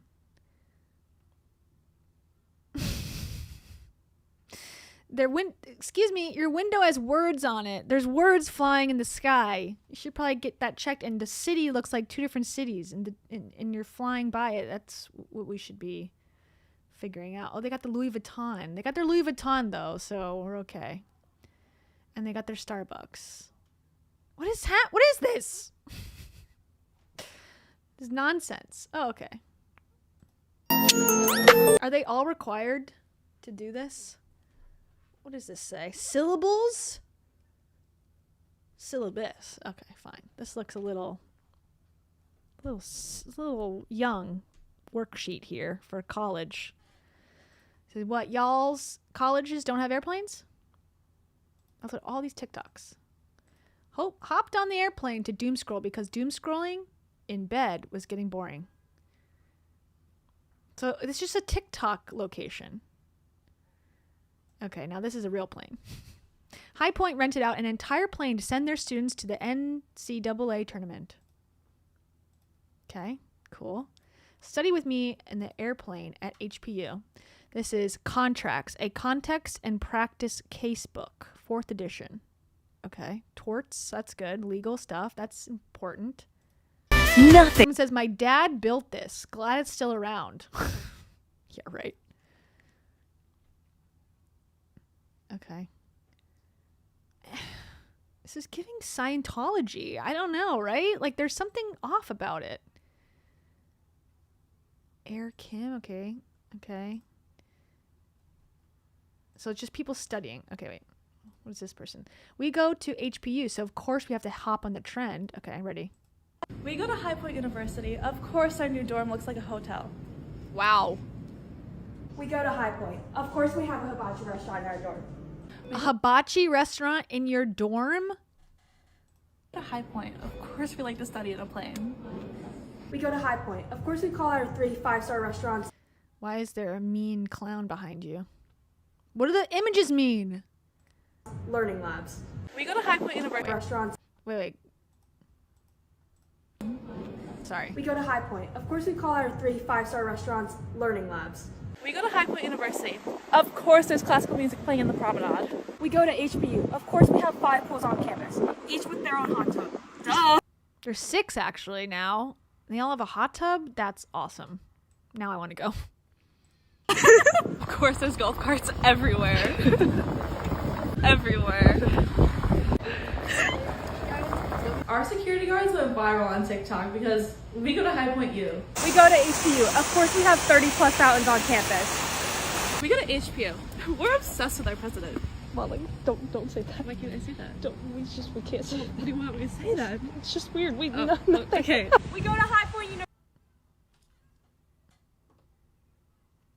This spells cult. C-U-L-T.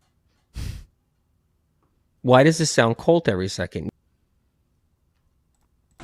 Roll third, baby. Okay. When you are flying on a plane, window or aisle? Window.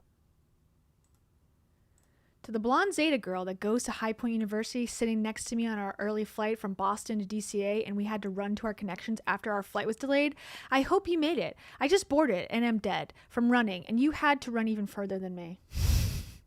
Okay. Thank you for that message. Talk about a flyover. Wow. It's got to be a couple dollars. High Point University. I don't know if you guys know anything about High Point. I actually talked to Kelly Keegs, our coworker, who went to High Point. They have the second longest win streak in the country right now with 14. Okay. Is this a paid ad campaign? An undisclosed paid ad campaign? Oh, okay. Go off, King. Go on. This is on Barstool Sports. High Point University is... They basically made like a Sims college because it looks like Disneyland. Yeah. There's like 15 pools. There's a 6. Max, you're gonna like this because I know I liked it. There is a ice cream truck that's free to all students that you can get in between classes. It's free all the time? Yeah. That is an incredible. It only costs $60,000 a year, but it's free. I think it's part of your meal thing, but it's like you just go, you get ice cream. That is the best perk. High Point also has a steak restaurant that you can go to once a month free. and it is the goal of the steak restaurant is it's a fine dining learning lab. Aims to teach students business and social etiquette, including how to eat in a professional setting. They're literally teaching them how to eat. High Point's not real world. High Point University. Okay, great. Unlike most universities, nearly every penny that this school makes is put back into the campus. That's why they are able to have I don't think so. I doubt that. such insane dining options here, as well as their multiple resort-style swimming pools. They also have a state-of-the-art athletic testing lab that we didn't get to go into, but looks just absurd. You can't forget that they have a ranch with laser tag. Their laser tag. Dorms have their own spin classes. Their student weight room is nicer than most Division I programs, and almost everyone in their dorm is like resort-style living. It just looks like a mini town for children to practice. Like that. I mean, unless this is just a video of a model or something, but why does it look like this is for tiny people? Doll-sized. I don't get it. Their Why does it look like that? dedication to improving their campus is why you find things here that you'll never see anywhere else. High Point also has a large rate of alumni donors, with 3 families in 2022 giving a combined $100 million. From the outside, all of this seems too good to be true and is the reason for the online rumors. But in reality, High Point is building a model that other universities should be following to give their students the best experience possible. Oh, is this a sports bar you're talking about? Yeah, sports bar's over there. You got a bakery, it looks like. Bakery down there. We got a convenience store downstairs. It's Everything's a store. Everything's a food item. Your option upstairs, and then there's a steakhouse out the elevator over there. Every building has a steakhouse. Someone says, I received a full ride towards High Point University, and I can confidently say it is a glorified daycare. The campus is easily one of the best campuses you will ever see or attend. However, the vast majority of the SA allegations are true, and many people there are trust fund kids. Campus life is nice but expensive. Although the buildings are beautiful, there's some positives, however, some extreme negatives, and people need to be careful on campus or at parties at night. Okay, I'm still wanting to know what the heck the plane is for. Best college dorm tour ever. Let's see. In her room, dorm room this year. Just film. Okay. Oh, look at the wreath. It's not mine. It is a nice wreath. Wow, it smells like ramen noodles. Wow. Oh, what's this? Huh? That's mine. Really? Yeah. Where'd you get this nice little setup? I didn't pay for that. Yeah, Oh my Dad gosh. paid for it. Okay, great. And then here's bathroom. My room. Let me see. Oh, you make your bed every day. This is cool. Oh my, it's spotless. It's always This is when spotless. OCD It's always comes spotless. in handy. And then look. Oh Too my late. gosh. Oh my goodness. Wow. This is pretty standard, honestly.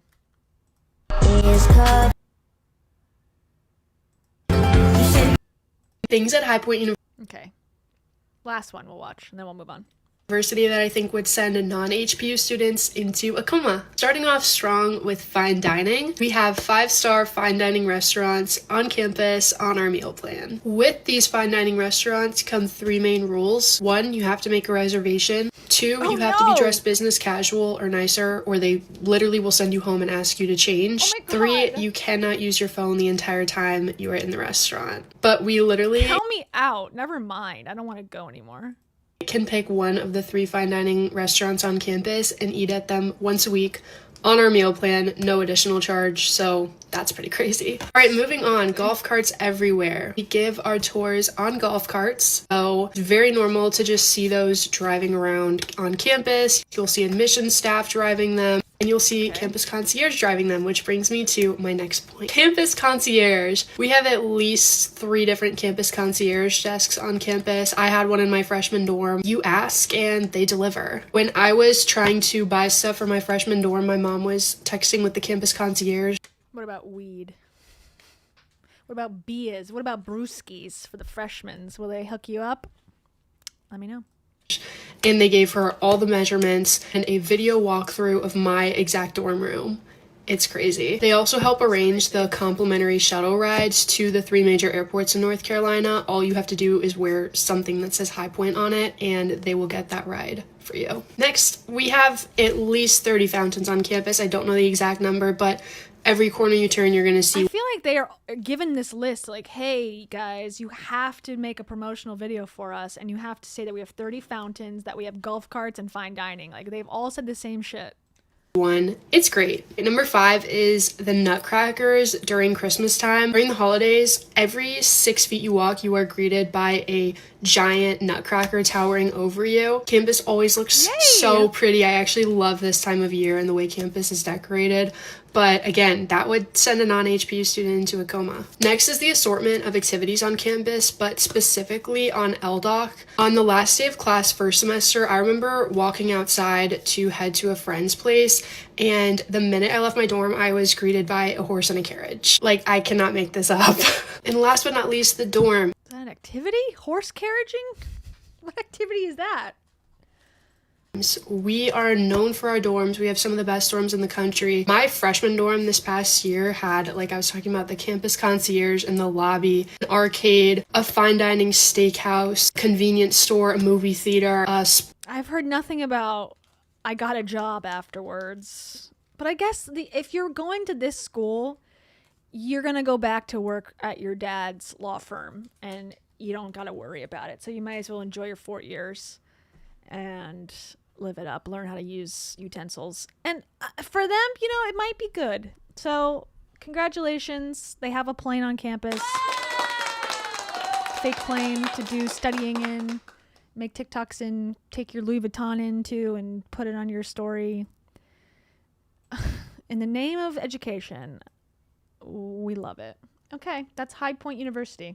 That was the high point of my life. Removed.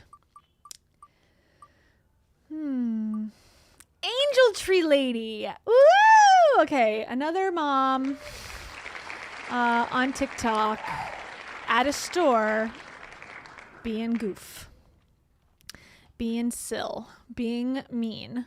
Do you know what angel trees are? So angel trees are when kids who don't have all that they want for Christmas, or are, you know, their parents don't have the money to buy them everything they need for Christmas. They go through a program of some kind, and they can write a list, and they put it on a tree, and then people can go and pick that off the tree and decide to buy the kids the things on their list. It's like a Secret Santa kind of program. It's been going on forever. I think they usually put them at stores, perhaps, and it's been something that's not totally, you know, new. But TikTok has now brought it to our attention that there are people who are kind of mean on the angel tree front. There's one woman specifically. She's a boy mom. Okay. So that's the problem, is that this TikToker. Okay. They deleted the original because of, obviously, there was backlash, of course, and then she doubled down, and then I guess she deleted her account, it looks like. Let's see, though. I want to watch the original. So essentially, hold on. Stand by. I guess I should have had this pulled up already. But essentially, this woman, she's in the store, and the minimum that you're supposed to spend is $30, and she's determined to spend no more than $30 on this experience, which seems like if you're gonna donate some toys to kids in need, maybe you should. If you can't afford it, that's fine, but maybe you shouldn't try to like make this a budget activity. I know that's a little controversial perhaps, but it just seems a little mean. Like, one kid's gonna get their whole list fulfilled for a couple $100, and one kid is gonna get like half a toy, and we're supposed to just think that's okay. I don't know, this seems unfair. Tree original, it's gotta be out there, right? I don't want to watch a reaction video to it. Okay, let's see. So here's a YouTube video showing the woman, but I just want to get to the real. Shout out to Behind the Screen. Okay. So she's going through the video. Let's see where it starts. All right. We're going to get on my channel. Today, we are going to be talking about a TikTok. Sorry. I know this is so bad. That sounds so generous, and that's what had people upset. We adopted 2 little Christmas angels, so let's go shopping. We're going to do the little girl first because obviously So they're going to do the little girl first, okay? They got 2 Christmas angel trees for kids. we're shop for girls, so let's find some Barbies. As you can tell, she gave us Okay, so she says, as you can tell, she's got a hefty list. hefty list, so let's see what we can do. They said to spend at least $30, so we're gonna aim for $30. So she definitely wants a Barbie doll, but my thing is I don't know what ethnicity she is, I don't know her skin color, so I really don't know what kind of doll to get her. Yeah. What is Baby Live? What is Sparkle Brown? What is Baby Live shampoo? Like, this aisle is nothing but Barbies. I don't know what. We're boy parents. Found the baby alive, everybody. And that's the whole budget. So I bet you this is like the off-brand of Baby Life because the packaging is almost identical and the dolls are almost identical. But I don't know how she feels about on-brand, off-brand. Okay, so It's just, what is the point of making this video? What are you trying to accomplish here? Like, you're complaining about the whole thing as if this is not a voluntary activity. And then again, trying to cheapen the experience and go, well, you're required to spend $30. We're going to spend exactly $30. And then, I don't know, she's got a hefty list.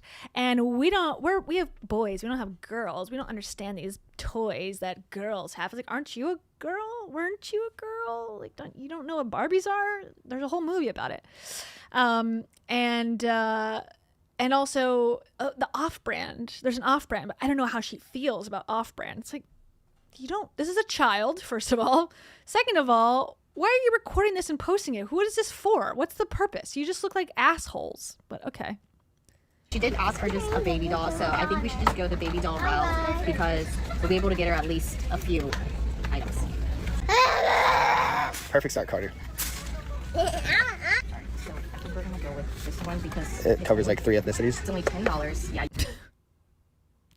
It covers 3 ethnicities, so that's why we're buying this doll that she did not ask for, the off-brand version. And we don't know what ethnicity she is, so we're going to get the ethnically neutral doll. I don't know. Okay. Again, like, these are private thoughts. Keep them to yourself, I think. That's the message here. You don't know what ethnicity she is, so she's fine. And it has underpants and a headband. Why don't you get your kids under control in the store, maybe, before you make a TikTok video? And it's only $10, so we're gonna do this and get her some more stuff. So as I'm reading this, it's a lot of stuff that you really have to like look for and know what the heck you're looking for. Like it says Baby Life Shampoo, Snuggle Sophia, Barbie Dreamtopia, Mermaid Chelsea doll, like.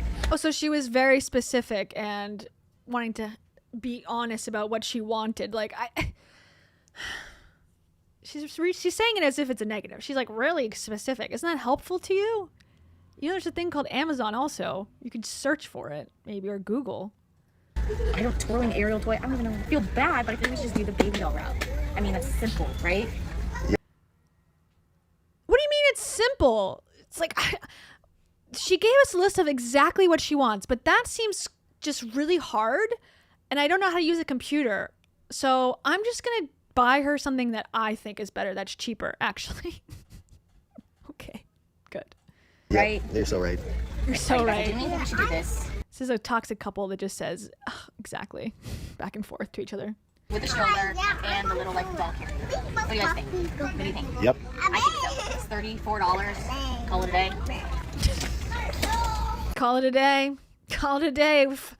Hard day at the job at the Angel Tree office. Call it a day. Let's get off this shift, right? This sucks.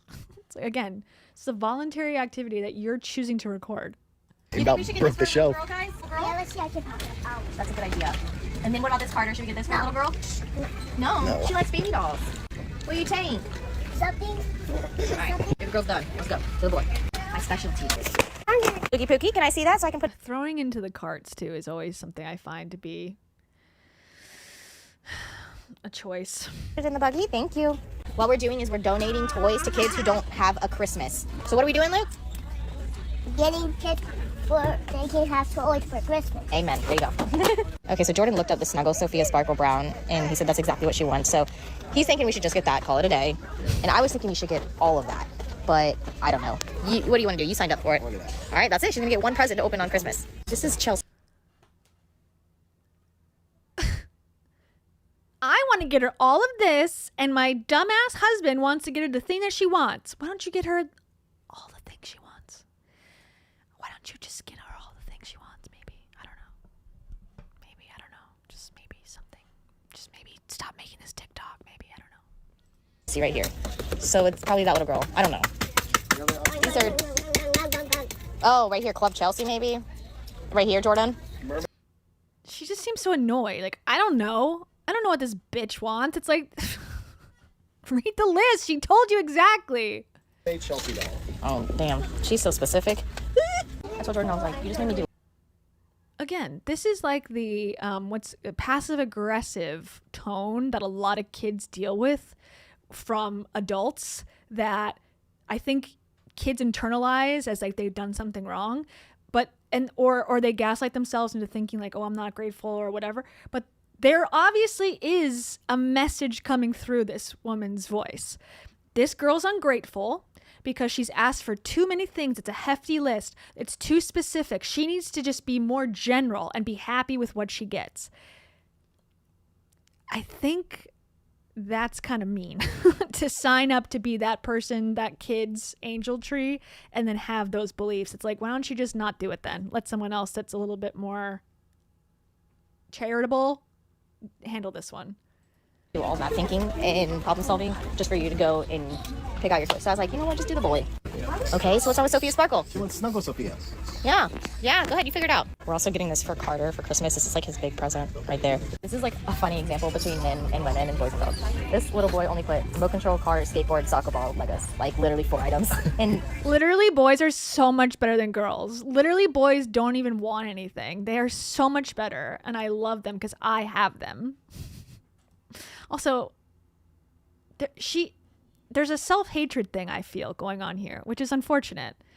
You are yourself a woman. It's okay. I am getting emotional right now. Me too. I'm also getting emotional right now. Hold on. Stand by. There's a sorry. Shut up, me. Welcome, Michelle Smith. Michelle Smith, welcome. This is what I have to say to you.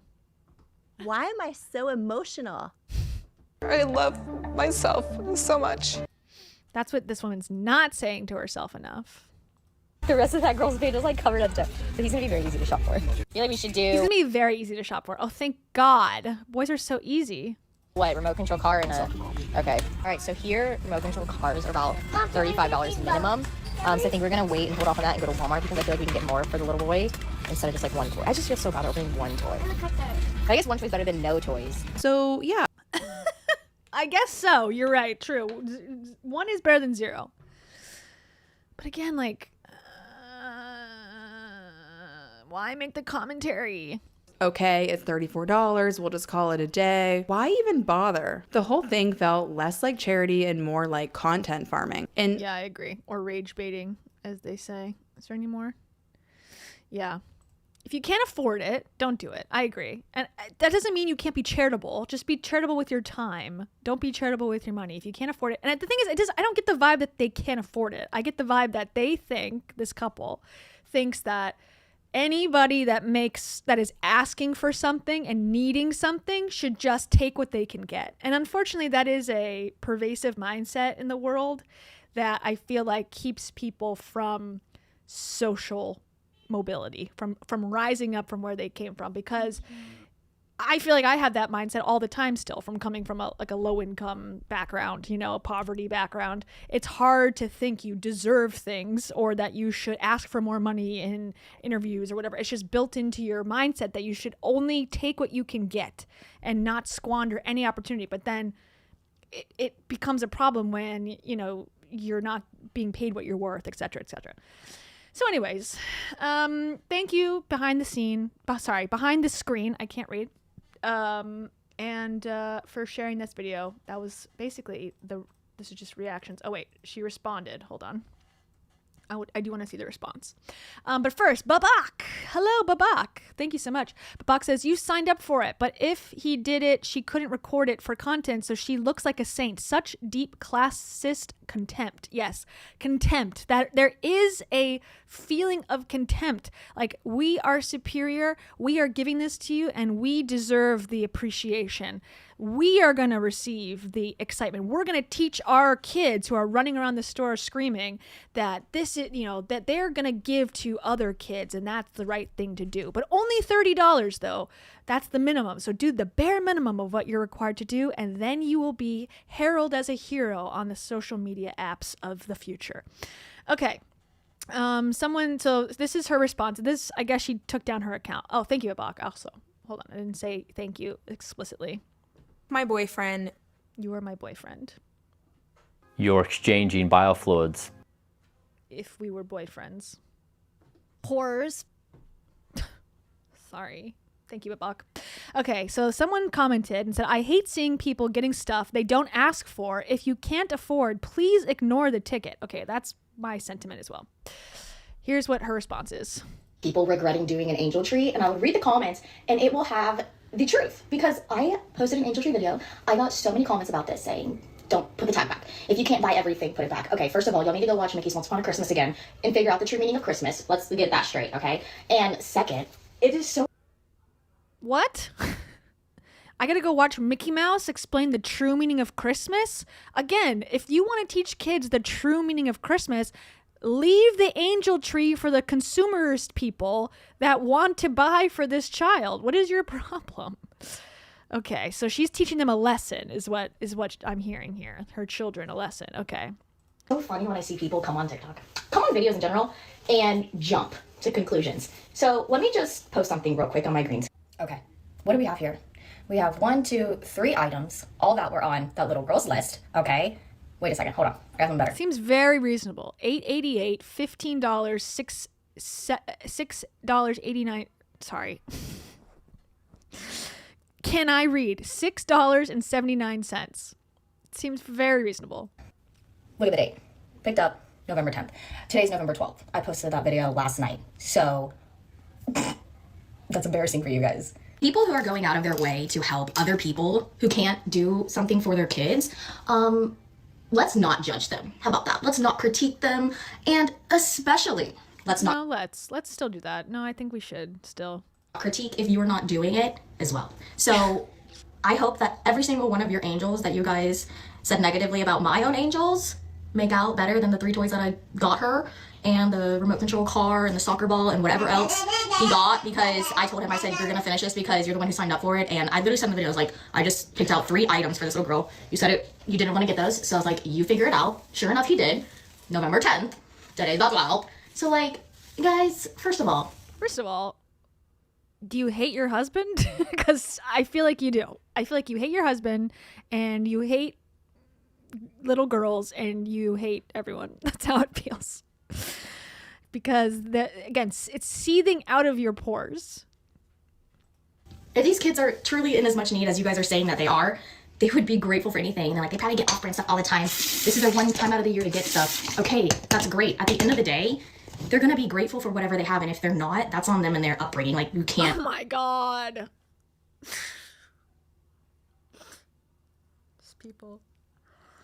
These people have gotten too comfortable on the internet. What are you doing?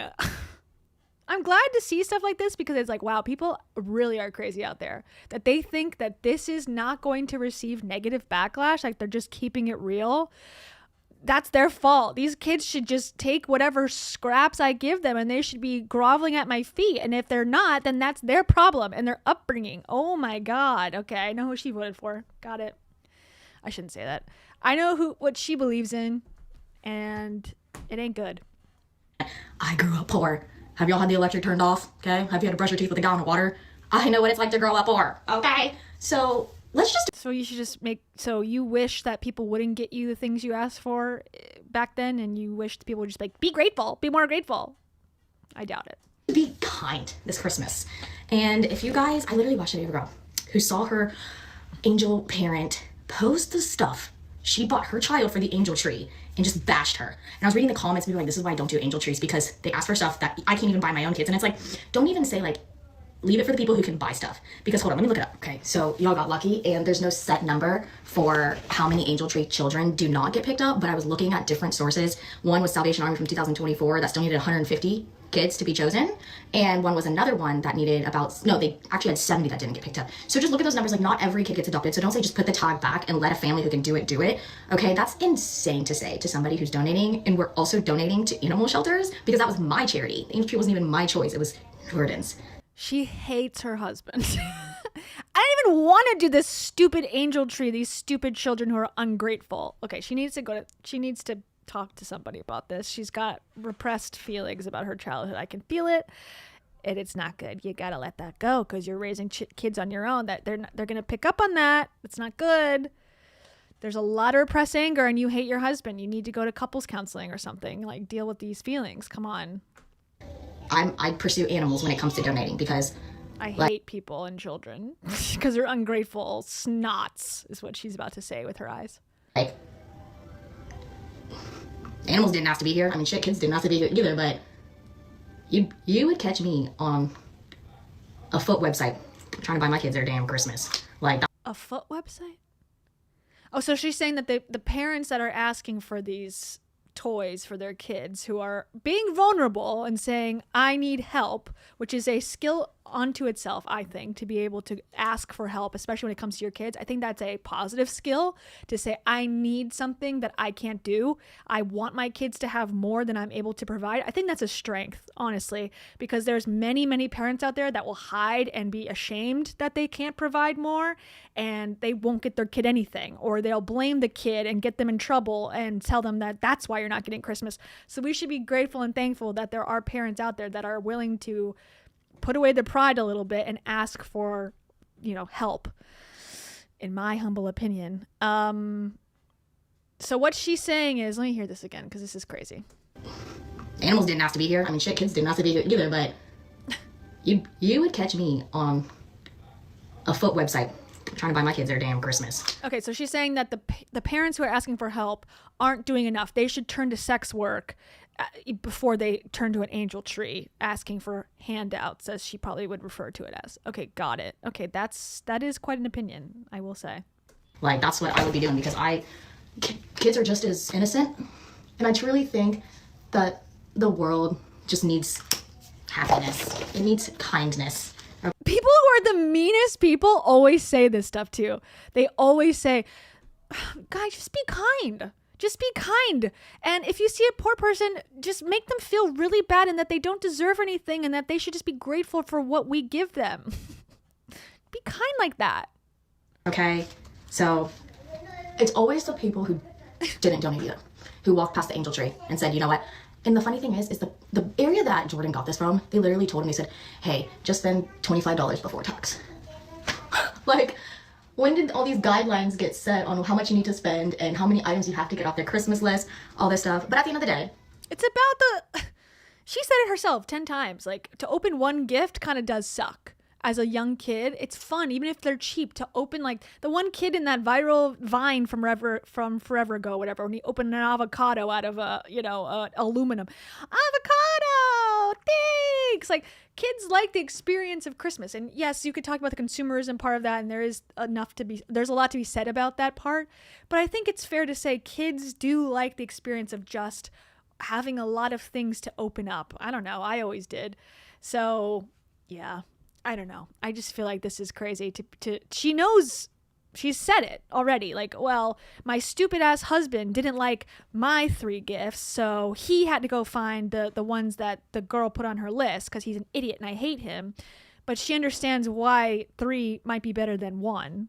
So she's acting like she doesn't understand why there might be concern and negative comments on her video, but I think it is very clear. We still got 3 items off of her list before y'all even said all this shit. So y'all just look silly. And this blush is too damn red. Yeah, we are the ones who look silly for sure. It's okay, because I don't take shit personal, but yeah, we can tell. I just don't like hypocrites either. So that's it. May y'all's angels be blessed, because when I look at my comments, there are about 70 adopted angels. Again, it's that attitude. Yeah. I agree with you. It's that attitude that sucks. Now she deleted her account. Oh, she's back again. Okay, let's hear it. Now she's a full-on influencer now. I love it. Watch this. Okay, so there's obviously still some It says, wait a minute. How in the video... Wait a minute. How is the video you made in Target, but now the order is from Walmart? Good question. confusion that a lot of people are unaware of for some reason. So I think that video was posted 11/11, okay? So it was exposed to the world on 11/11, right? The order purchased from Walmart with the proof that it was purchased, the order confirmation, whatever it was, 11/10. So we had already gotten the little girl's items off of her list before that video was even posted, before you guys even knew we went angel Christmas tree shopping. Okay, so this is my point. Like, oh, well, you didn't include that in the context. I shouldn't have to. If somebody's donating their own money and their own time, I shouldn't have to clarify what all I bought. Like, since when did it become Since when did making content become something that you have to do too? Just take the video down. Also, turn your comments off then. Again, it's like she's fighting. This is the typical, like, first time on the internet behavior, I guess. Honestly, like, people don't like everything I do. Oh my God, I've got to make 20 videos about this. such a stigma for angel tree? Like, you have to buy everything off the list. This is what discourages people from actually donating. And this is why trees are left so full. Because people are like, if you cannot buy everything off the list, then you don't need to get anything at all. Put it back. So the tag can just sit there, or you want to risk the opportunity that maybe somebody will buy everything off their list. Like, it's just crazy. But you know what? It's fine. I can take the heat. It's whatever. If you guys want to bully and bash, that's on you guys as a person. I know what I did, and I know I gave 2 little kids at Christmas. So that's fine with me. I will say that was Jordan's charity. He picked the tags. He read the tags. I didn't even read them. I didn't pick them. I didn't even want to do the vlog, but he said, you should vlog this. I was like, okay, sure enough. But you know what? It's okay, because all of the proceeds. I think divorce is in their future. I'm going to make a Christmas prediction. I think Santa's going to bring divorce papers to this couple next year. From that video are going towards my charity, which I pick animals. I choose shelter animals because so many animals are left on the streets. I worked with animals. I've seen people drop off their dog that they've had for over a decade to get euthanized and don't even stay. Drop them off like they're chopped liver. Animals, there are so many charities and so many food organizations that contribute. Again, I don't know why we're comparing animal shelters to children in need. They're both great causes that should be donated to. I don't know what the argument is. Towards kids, and they're very minimal that contribute towards animals. So I would like to choose animals, and I have that right. Just like you guys have that right to have a charity. Or you choose for animals. I understand angel trees are the people who really can't afford gifts, correct? And at the end of the day, I still didn't even get her one gift. She got 3, and they were all on the list to the specifications. Because I even sent a video to Jordan. I said, you figure it out. Because you signed up for this, and this is a lot. You figure it out. Okay? Also, is this, again, not to harp on the point again, but this is how you talk about your husband and talk to your husband about things? You figure it out. I don't even care. I don't even read it. I don't care. It's like that. This is a lot. This is a lot of energy that I don't think is positive. Okay. And let this be a lesson to you guys. Like, yeah, quit jumping the gun on social media. Oh my Lanta. Like, you guys are so quick to attack and judge, but that's okay. You want to drag my name through the dirt. You want to post my videos. You want to talk about who I am and how I can't afford angel trees, but I did the $30 minimum, $25 before tax.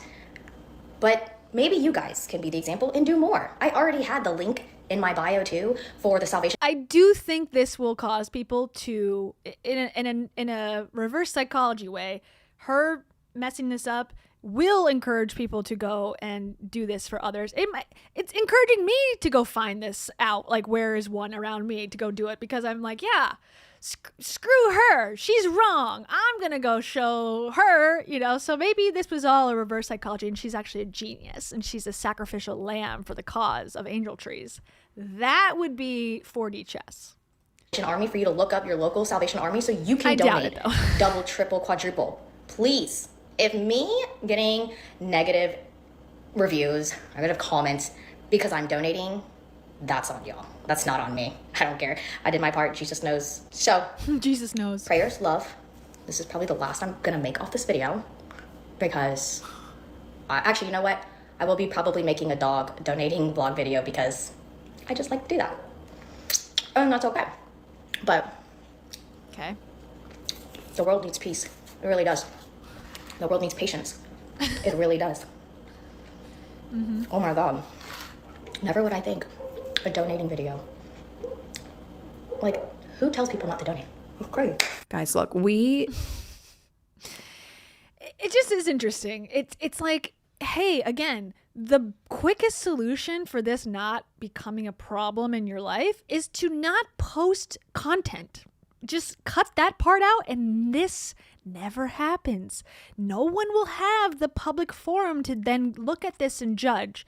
And that's the trade-off these people who are self-obsessed are unwilling to make. They do not want to give up the attention to have the privacy of not being judged. And that is something I find interesting, continuously baffling to me. So that was Angel Tree Lady. If you have an angel tree in your town, angel tree it up. Show her who's boss. Show her wrong. And you shall... Jesus will know also. So that's important. Anyways, 2 left. Let's see. 2 topics left. 2 topics left. Hair by Crispy. Okay. Hair by Crispy. Yay! All right. So this is someone who has, I don't think ever made this channel, but I've been aware of because of our girl, Heidi Lane Powell. Okay. So Heidi Lane Powell has been a Hair by Chrissy stan from the beginning. And now Hair by Chrissy is going viral for a bad reason. Okay, a bad reason. But first, I want to revisit Heidi's obsession with Hair by Chrissy's work. Okay, so it says new hair, same girl. Same as in I've spent my entire life in pursuit of being who I thought I needed to be in order to be loved. From beach babe to blonde bombshell. I'm sorry. Sorry. Take this serious. From beach babe to blonde bombshell to sexy with strawberry highlights to cute like Rachel Green. Don't know who that is. I guess that's from Rachel Green. Is that from Friends? To stunning and blonde. She just really gives herself a compliment, huh? And finally, to enough. No matter what anyone says but me. With my natural hair color and fewer extensions than ever, I'm still a work in progress. I saw a quote recently that said, the universe will remove anything you place your worth in to remind you it doesn't live there. In a world where the universe has done exactly this for me, notice not to me, over the past year, I made a bold choice the day I read this quote, that someone getting their hair done, becoming an inspirational carousel of all of your haircuts is so funny. That choice being to proactively begin to remove a thing that I've placed far too much of my worth in over the years before the universe or God does it for me. A token of my thanks, a sign of my gratitude, I guess. Maybe even more, a nod to God that I'm actually learning for a change. Learning that the things I thought mattered really don't, and that the things I've spent years putting off until I get over there are worthy of taking priority now. Because I will never get there. I'll only ever be here. I'll only ever be Heidi, once Solomon, then Powell, traveling a path that had me living and learning a lot of beautiful and painful lessons. I'm back, though, realizing it wasn't ever really about who I was meant to become, but that it was actually about remembering who I've always been. I am Heidi Lynn Lane, more certain of it than ever. And Heidi Lynn Lane will always be enough, even and especially when she is courageous enough to remove all her extensions one day. Thank you, Hair by Chrissy. You are magic. Well done. Well done, good sir. You're not freaking fine. Why am I so emotional? Wow. Okay, so that's just a preview of how impactful Hair by Chrissy is. Okay, that's the type of reputation she's had in the industry until now. Okay, and now we know the price that poor Heidi has paid through the years, potentially. From blonde to strawberry blonde to blondie-ish again. And we are now going to follow the downfall of Hair by Chrissy, also known as Hair by Crispy, because she's being canceled. Okay, if you didn't know what that meant, now you do. Okay, so here's the whole drama. This person, oops, oh no, my data. Okay, this person is named Not Famous 808. From 1 week ago, made an honest review of Hair by Chrissy. Okay, this is where this whole story begins. All right, ready? Get your hair done. It's first. Get your hair done. It's a little bit overwhelming because everyone's kind of grabbing your hair everywhere. There's like 10 people around you, and Chrissy's nowhere to be found. I don't. Okay. So she's saying, as someone who's not famous, this is how it actually is to get your hair done by Hair by Chrissy. Okay. I don't know. Obviously, she has a lot of followers, and a lot of people are coming to get their hair done by her. But it was a little bit disappointing to like pay the price that I did for the service. I think she might have touched my hair for 60 seconds. I'm being so genuinely honest with you. And here's the receipt. Okay, here's the receipt. Total, I'll just go right to the total and then we'll break it down. The total was $4,216. Okay. That is a day on campus at High Point University.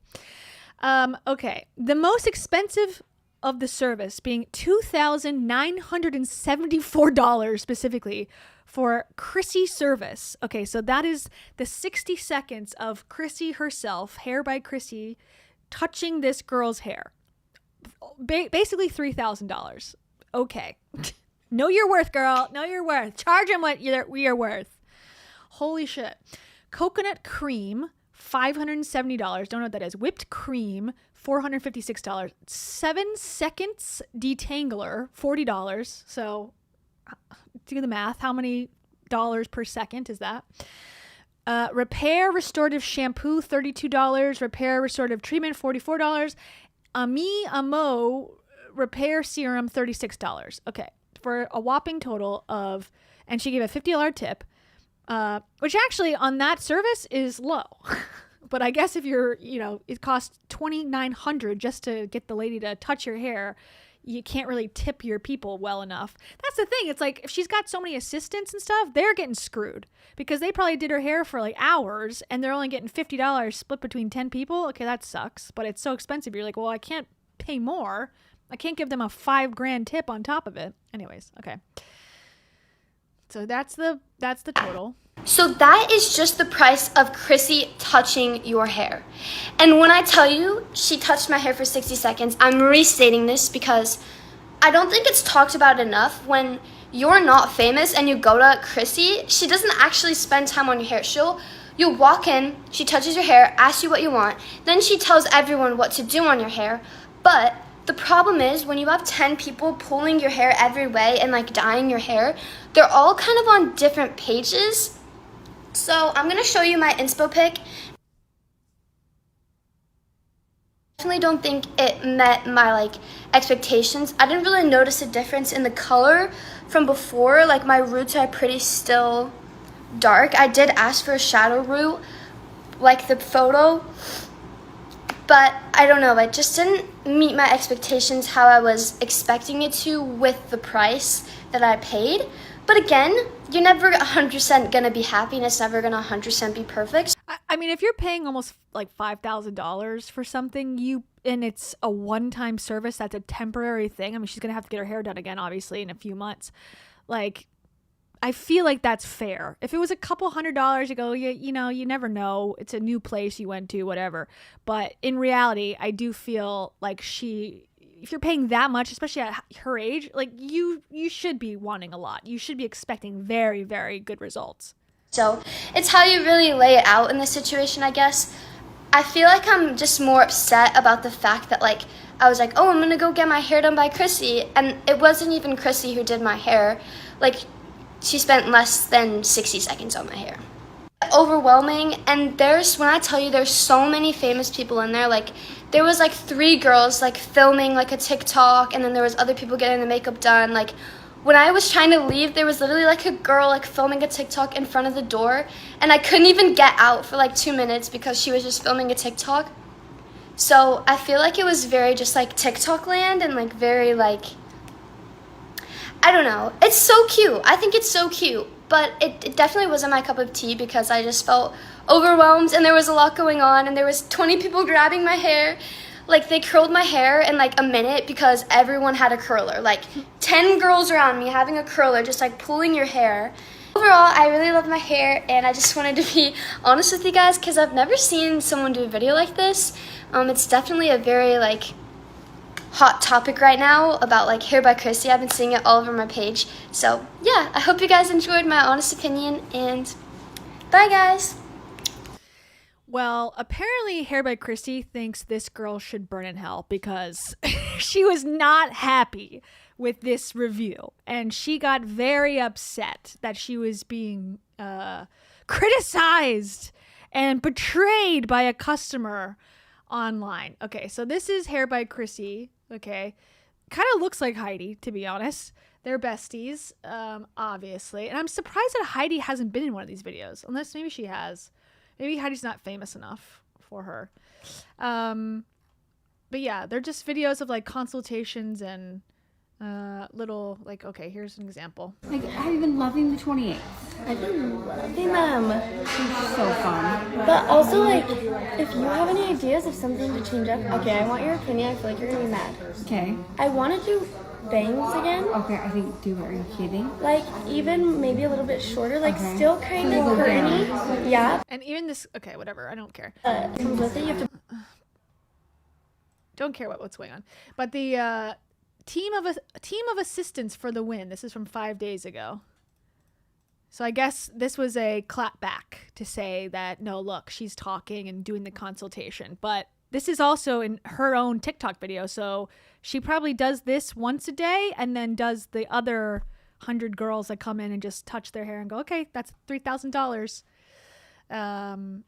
Okay, but let's go to the breakdowns because a lot of people had some good takes from this. Let's see. This is another person's account. Let's see. So I wasn't going to say anything about this because it's not my drama, but that girl who got her hair done by Chrissy has been on my For You page a lot in the last 2 days. And then, of course, everything that Chrissy's been posting has also been on my For You page because she's being literally insane. Like, girl, are you not 49 years old and a business owner, and you're going to turn around and post all these videos about 4K hair, 4K hair, 4K hair? It's not eating the way you think it's eating. People literally just lost SNAP benefits and can't eat.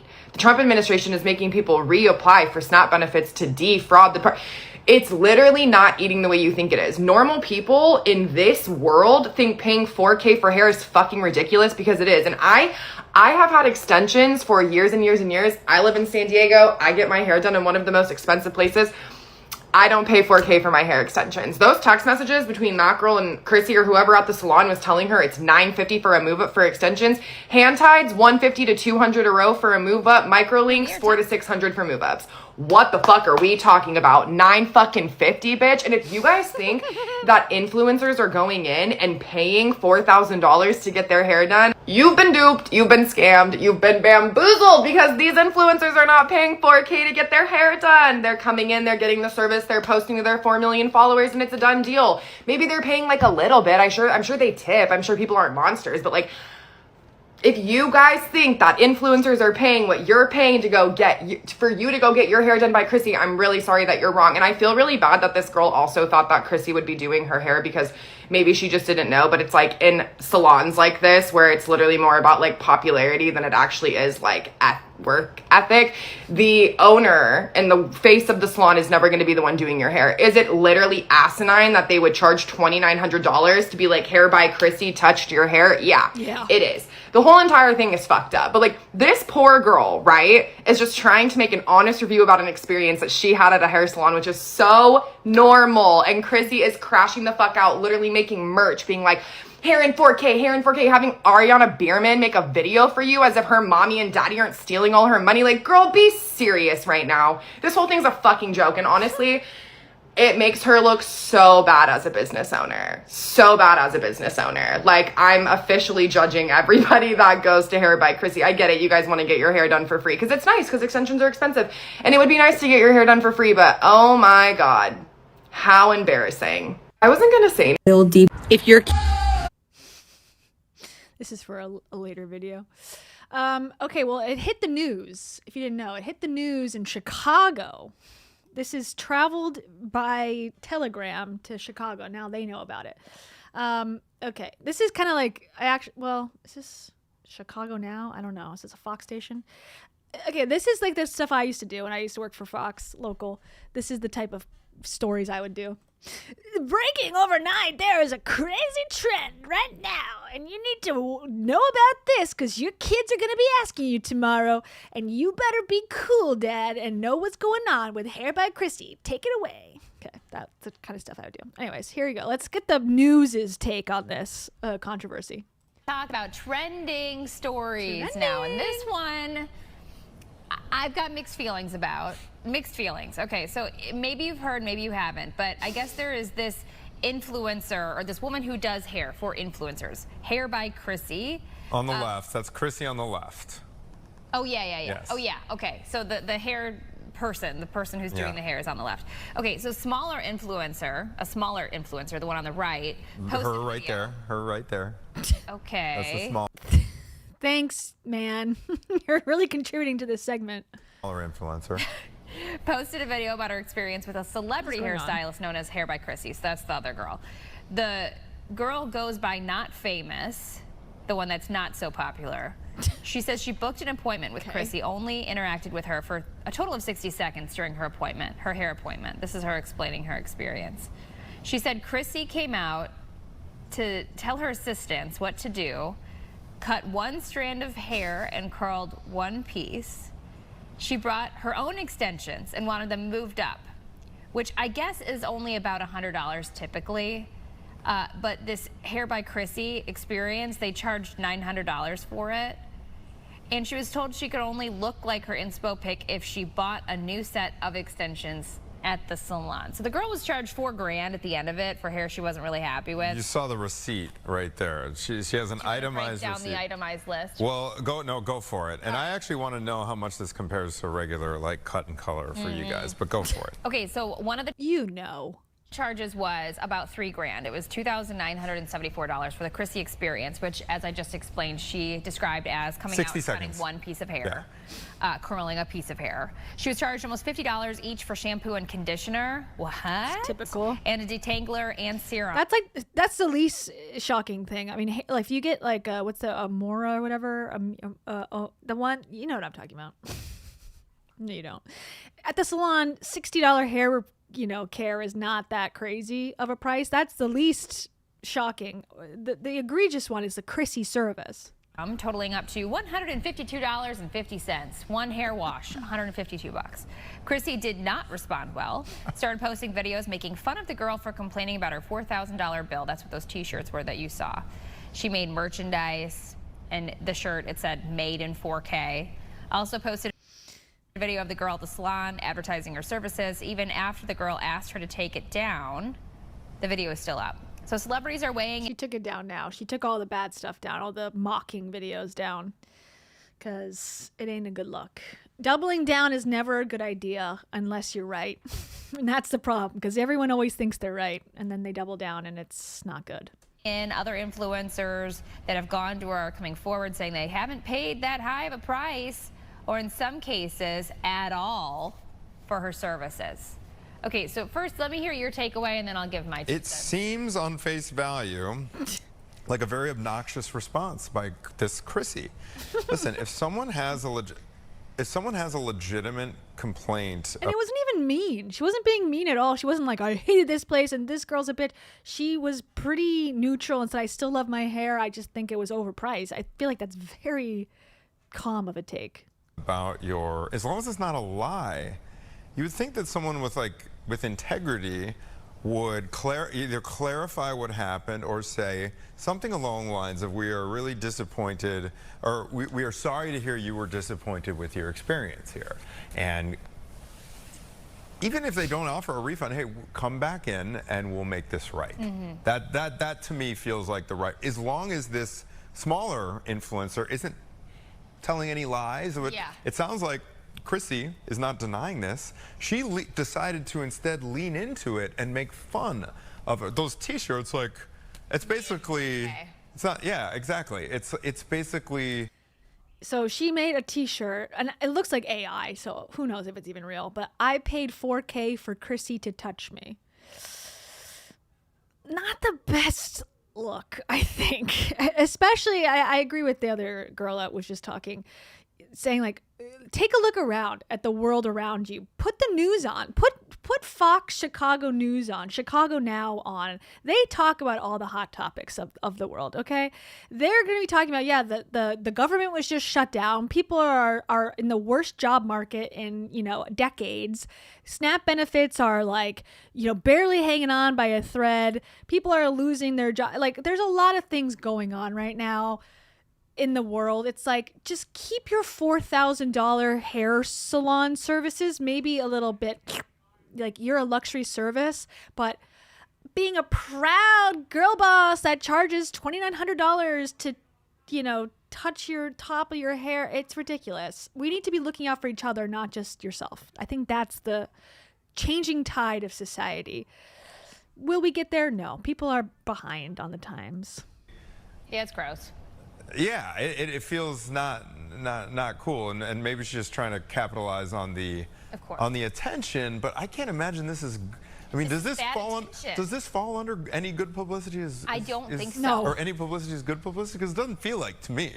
Like, this feels like something that'll tank Chrissy, but who knows? What about you, Caitlin? Okay, so I agree with you, first of all. That was not the right reaction, especially because $4,000 is a lot of money. But this other influencer, she had to have known. Okay, first of all, if there's going to be a service that's $4,000, I can't imagine that they didn't give her a heads up beforehand. They had to have. Well, what if that's just... Yeah, but she still said it just wasn't worth it. She was willing to pay it, and she did pay it, but she didn't think it was worth $4,000. That's fair. When hair is expensive, Anthony, like I've tried to go to, when you go to a new salon, for example, they will run through what they want to do, especially when it's a big service like this, whatever has to do with extensions. And typically they give you a price. This is how much it's going to cost. Are you okay with that? If so, let's move forward. So I can't imagine that this came as a surprise. I think there was disappointment in the fact that Chrissy wasn't involved more, but I do think that this younger or, less popular influencer has some responsibility in this. You went to a celebrity hairstylist to get this done. So I almost feel like this influencer is also taking advantage and trying to go viral with complaining about the experience. So I don't really feel bad for her. Like coattails, like ride the coattails of the exactly to get clicks herself. Like you're going. I mean, that's true. I think that's definitely true, but I don't think that was her original intention. I think she just was really being honest, probably. And then when she saw how viral it went, and then that there's people talking about her and making, then yes, she did lean into it. They both did. But I think I'm on the influencer side, especially because the hairstylist is friends with Heidi Powell. I have to be on the other girl's side. But of course, because we're on the right side of history, always. Sorry. Damn, though. Her relationship with God is just so true. Okay. So, but Hair by Chrissy then decided to pull down the videos where she was, making fun of the girl and leaning into all that. She got wise to it. And then this chick made a lot of follow-ups, and apparently she got a nose job sometime. She made her own merch, and she got a nose job that she's recovering from, I guess. So there's a lot going on in her life. But she made this. Kindness is worth more than 4K. And I could see Heidi Powell wearing this, unironically, in Scottsdale, Arizona. But here's kind of her responses after the fact to all of the hoopla. Okay, I decided to make a part 3, so let's get into it. Okay, so this is some of the stuff where Chrissy's making fun of. You see how many assistants. She wasn't lying about that. Look at how many assistants are there. And again, she tipped $50, so they are probably, I don't know, maybe they're paid well. Who's to say? But if they have that many, one of them, Former, should come forward and see how much they made. Chrissy's story responding to my video of my honest review of her. Yes, Chrissy does hair. Yes, Chrissy cuts hair. Being a woman. So basically they're saying she does a lot in the salon. That girl is lying. She does a lot. Yes, Chrissy curls hair. The problem is she does one curl and walks away. The problem is she does one cut, walks away. In the video, you can literally see it. Like, you can literally see it. So I'm going to explain step by step of what Chrissy did, because it's making me mad now. It's actually making me mad, and I never wanted to make part 3. I just want to be done with it. But listen, okay? So I walked in there. Obviously, she was like, all right, those extensions, no. And then they brought out the new extensions. She never, like, held them up or anything, how they do in, like, all those, like, famous people's videos, which, whatever. But then when they were coloring my hair, I think she stopped by. She did something in the front. She did one foil, walked away. So we're probably at, 20 seconds now? And then I think she came back for a part in the back. She did something in the back for like 10 seconds. So that's 30 seconds now. And then I went over to the bowl. They washed me out. And she came over, said, use N4 or something, a toner or something. Walked away. So that's 35 seconds probably. Then they were like, so she came over, looked at my color, was like, looks good or something, then walked away. But she's not actually like doing anything. She's just like telling everyone what to do, and she's not actually doing it. I don't know why I feel the need to explain myself, but yeah. Then I will say she cut all of my hair, but it was like 15 seconds. Like, she was like, oh, how do you want your hair cut? She put everything in the front, and then she cut it like that, and then she walked away and said, curl her up. She never curled my hair. She didn't style it. I was never asked, how do you want your hair styled? They just put me in rollers and curled my hair and sent me on my way. So, yes, Chrissy cuts hair, does hair, curls hair, but if you're not famous, she doesn't do it for very long. And she did cut all of my hair. She did. She just blended it into my extensions, and it took her, literally, it was so fast. But yes, thank you, Chrissy, for cutting my hair. So that's the feud. There you go. And now she's going to get her hair done from someone else. She got her nose job, and now she's going to California? Texas. Because, wait. She's going to Texas because someone else is going to do her hair now. Okay guys, so if you don't know, I'm going to Texas in 10 days. Rachel actually reached out to me on my DMs on TikTok, and she's been so kind. She's offered to fly me out, pay for my hotel, and give me free services. The amount of support and love that I've received from her so far lets me know that she is the person that I want to go to. I want to go to Rachel because I feel like she understands my story and why I did all of this in the first place. And not only has she offered to literally pay for everything, but she also told me that we didn't have to film anything at all. But honestly, I want to document and film everything. The reason everyone here is out for clout. Everyone involved. Rachel, this girl, Chrissy, they're all down bad for that clout. And you know what? They're all going to get it because they were just on Kia's World. So that's the height of fame, I've heard. So that's it. Heidi Powell's bestie in the hot seat. Will it affect her business? Probably not.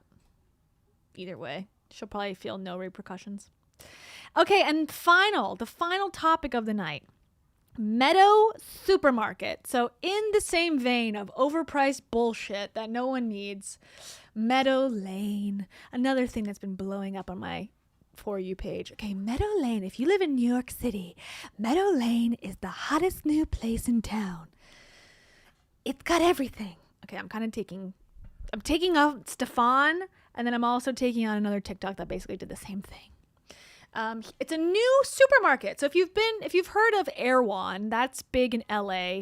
When I went to LA this summer with Camellia, we went to Erewhon to experience the glory that is Erewhon, and we bought like a sody pop for like $2.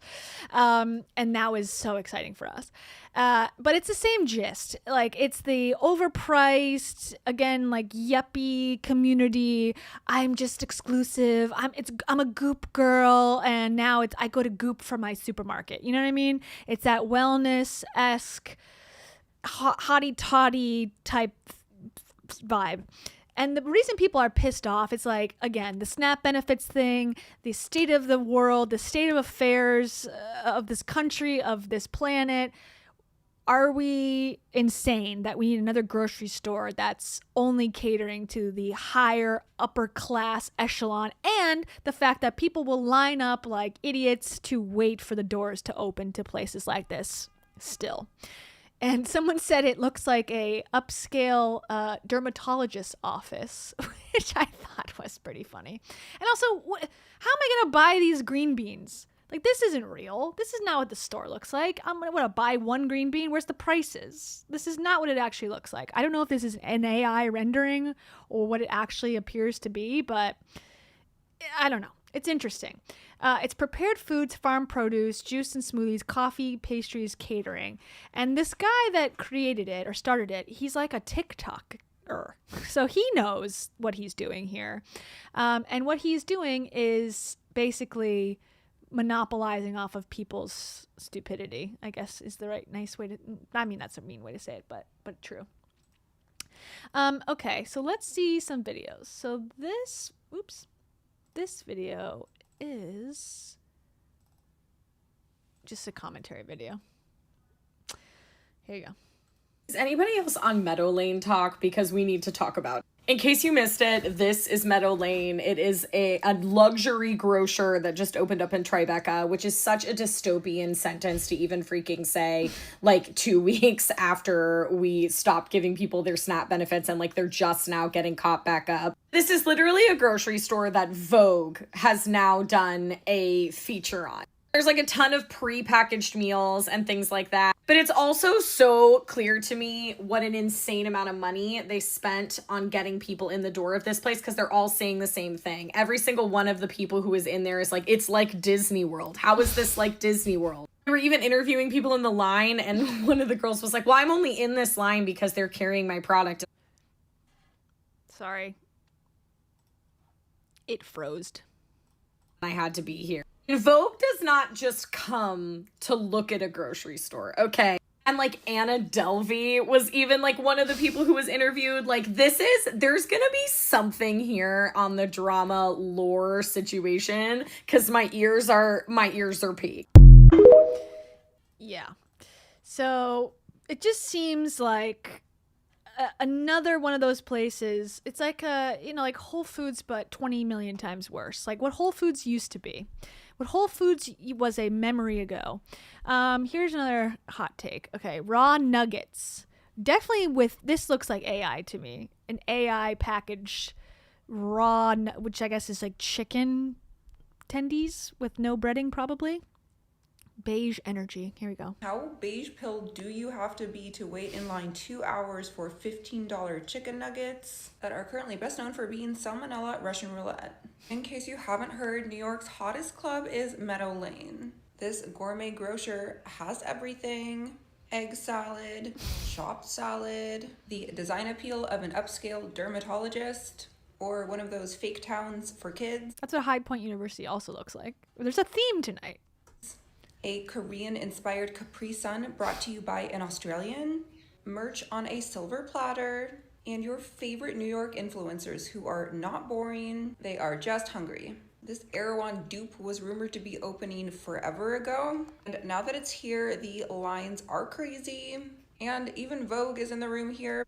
Keeps pausing, I'm sorry. I mean, nothing's really happening, but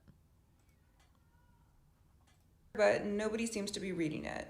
Meadow Lane isn't Zabar's or the dearly departed Dean and DeLuca. And it's also not Erewhon, which has turned into a giant pink and white cash cow that they milk for smoothies now, but at least had roots in the crunchy granola spreading woo-woo wellness to the community space. This is grocery shopping pageantry. Very few differences between this place and the Jellycat Diner, except a plushie is realistically not harboring foodborne pathogens. Others have mentioned this too, but the timing is not great. And you don't have to be food insecure to look at this and gag a little. Anyway, there's a lot to choose from, but in terms of... Let's look at that. Cacio de pepe, mac and cheese, $23. The chicken salad, $12. Grilled or gluten-free nuggets, $15 with chili hoisin condiment. One caramelized onion dip, $14. Egg salad, $12. Pink juice, $15. Okay, honestly, it ain't that much more than a regular grocery store. I went to a regular ass grocery store yesterday and I spent $96 on like 2 tote bags, 2 Trader Joe's size tote bags. What did I get? Nothing. I got like almond milk, cheese, turkey, baby carrots, celery, an onion, 4 cans of tuna, and some sparkling water and some cookies. That's it. And turkey bacon for $97. Does that sound like a $97 list to you? It shouldn't. But that total was $188 for that stuff. So there must be stuff above that they got, because that can't possibly add up to $188. 2025 cultural moments that really embody the acronym of beige, which is things that are boring and engineered to identify with gentrification and eugenics. This is a late addition, but it is definitely up there. So far, only the perk of hot men handing out free food while you wait seems worth it. But I'm just a Californian, so who am I to say?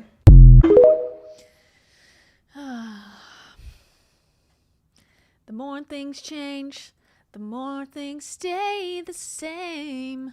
Okay, here's a deep dive on Meadow Lane. This is what I live for. Okay, and then we'll wrap it up.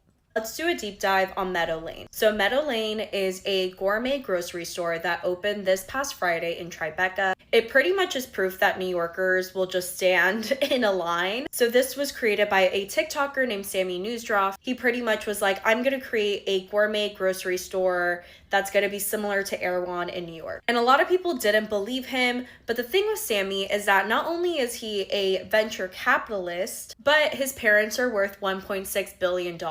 So just leaving you with that information. So the reviews around Meadow Lane are not good whatsoever. There's a woman that came here on TikTok and showed that her chicken nuggets, which is one of their #1 items that they've been trying to sell and kind of have been promoting, were raw. And if you look at their Google reviews, they're right now at a 3.3, which is not good for something that just opened, 72 hours ago. But there's some of the comments that have 1 star talk about how raw the food was, which again, not good. Another thing with Meadow Lane, they pretty much opened, they had these crazy lines. A lot of people were saying Gen Z stands in line for anything, but it's not only Gen Z. People truly took off work to go and stand in line to the opening of Meadow Lane.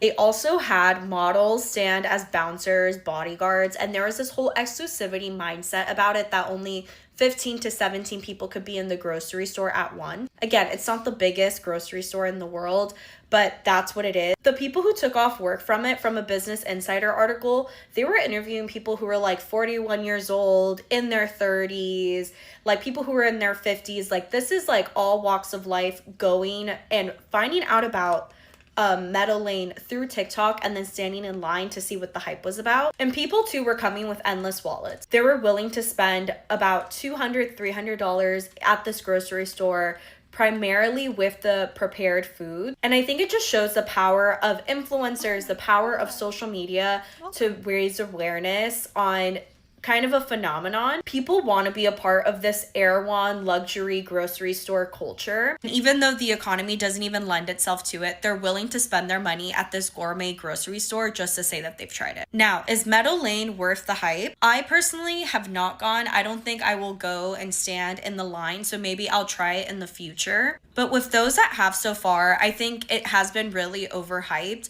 especially knowing that a lot of like locations like this that prepare food and serve food, they normally don't do well the first like month or two, just because they have to get into the rhythm of preparation. So do I think it's worth the hype now? No. Do I think it could be worth the hype later? Yes. But this really brings into question what people will spend their money on. Right now, as we know, SNAP benefits have been either reduced or removed in certain instances. And there's a lot of people who aren't even able to afford normal food and normal groceries, let alone pay $12 to $17 for a just what people were noting normal chicken salad. But yeah, you let me know what you think. I'm willing to go try it out like again in the future. I'm not going to wait in a big fat line for this. Yeah, I think it's just as another example of the wealth gap in America, the disparity between the classes, that while the rest of us this is giving me what's her face? Oh my gosh, the blonde spiritual woman. Gabby Bernstein in her New York loft, tucking an iPhone into bed to symbolically let herself relax at night while people are outside without a bed on the street.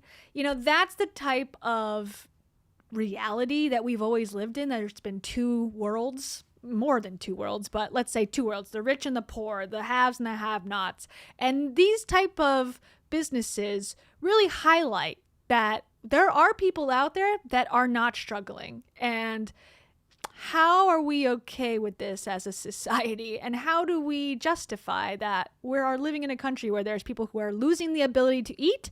Meanwhile, the luxury grocery store is going up down the street. It just is kind of a storied way to look at life, I guess. And when these stories pop up, I enjoy exploring them, I guess, in my mind, because I'm like, well, it's not inherently wrong. It's not wrong to go to these places, but it just shows that as much as you think you have things figured out, there's a whole world that you don't understand.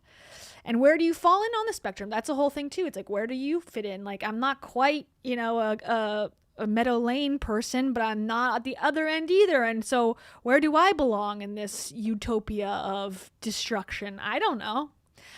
You know what I was going to say, though? My the favorite grocery store, luxury grocery store, is Gelson's in LA.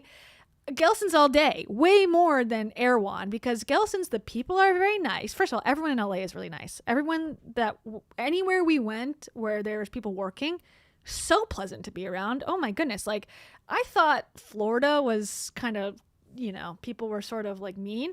I think maybe it's a Florida thing, because everywhere else I go, people are friendlier and just like happy, especially when it was sunny in California. Oh my God, it was like people were in a good mood. And I was like, this is so refreshing. Anyways, they had really good food. It's Wolfgang Puck's grocery store. I never hear people talk about it. It's really good. And there's multiple locations. So that's what I would suggest if you're in LA. If you're in New York, I don't know, eat a rat on the subway. I'm not sure what you're supposed to do. Sorry. But that's it, everybody. We sort of had a theme here of out of touch, and out of their minds. That's the show. And before we go, though, Squirrel on Steroids. Thank you so much to Squirrel on Steroids. They picked 11 character laughing out loud. Well, good. I'm glad you're laughing out loud. I'm glad somebody's laughing. My God. Deep belly laughs. That's how I laugh. This is so good. Hi, guys. I cheated on my wife. I'm the wife guy. No more. My name is No Wife Guy. Nice to meet you. All right. Well, I'll be back. For real, though, I need to do an edited video. Okay? I really do need to do one, and I will do one. okay? I need to do an edited video. For real. Okay.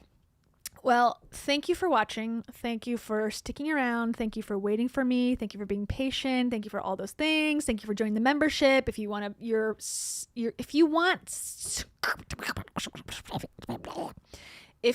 your name sung in the end of the live stream, which is what I'm about to do right now, join the Gold Straight Up membership. If you just want to like support and just be part of a cool online commune, a little community, commune of tea, where we talk about tea, you can join the membership, the lower tier one, the Choose Sadness one. I don't care which one you join. Join any of them. Join both of them at the same time. Whatever. It helps me out. It helps the channel if you are so inclined. But I also know it's hard out there, so feel no pressure. Just watching, commenting, talking, being here, it all helps, and I appreciate it. Do whatever you want. Do whatever you want. And then if you were here from the beginning, origami cranes. I was making them while watching these videos. We'll figure it out. I'll figure out a way to communitize this and make displays. It's like I said, it's something I've done for years, since 2009, combining paper cranes into 1,000 bunches and then giving to them. Usually it's giving them to people who are usually going through like a medical crisis or, have been diagnosed with something, mostly kids. So if we get more than 1,000, I'm doing the first 1,000 for my mom, but if we get more and people participate, then we can give them to other people. And I think that would be a cool thing to start again, and a fun activity. And if you, I don't think I have ADD. I might, I don't know. But I don't treat it. So if I have it, I'm undiagnosed. I don't know. But I feel like having something to do and move my hands, I feel like I pay attention better. My brain processes information better if I'm doing something with my hands. Otherwise, it's like the fidget spinner thing, but it's I feel like it's a productive fidget spinner. So I got this at Michael's Crafts. You might be familiar. And this is the best. So if you're unfamiliar with origami, all it has to be is a perfect square for the cranes to work. So you can use any paper as long as it's a perfect square. I used to cut scrapbook paper or construction paper in the past. If I wanted like a specific design, you can do it with newspaper. It doesn't matter. It just has to be a perfect square. So this is the easiest route to get them online or get them at the store. But yeah, if you're interested, that's a cool way to volunteer to do something nice, but you don't have to give money, because I feel like that's always something that sucks. Like, kind of like the Giving Tree story we talked about. It sucks when that's the only way you can really help somebody is giving money. I like options where you can give your time, you can give your expertise, you can make a craft. It's just, I don't know, it gives people a little bit more options other than just being able to be charitable with money. Anyways, wow, that was a lot of talking. Okay, I'm going to sing my song. Have a great night. See you next week. Peace.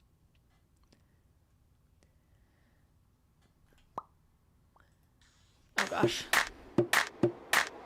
That was loud. And I'm proud.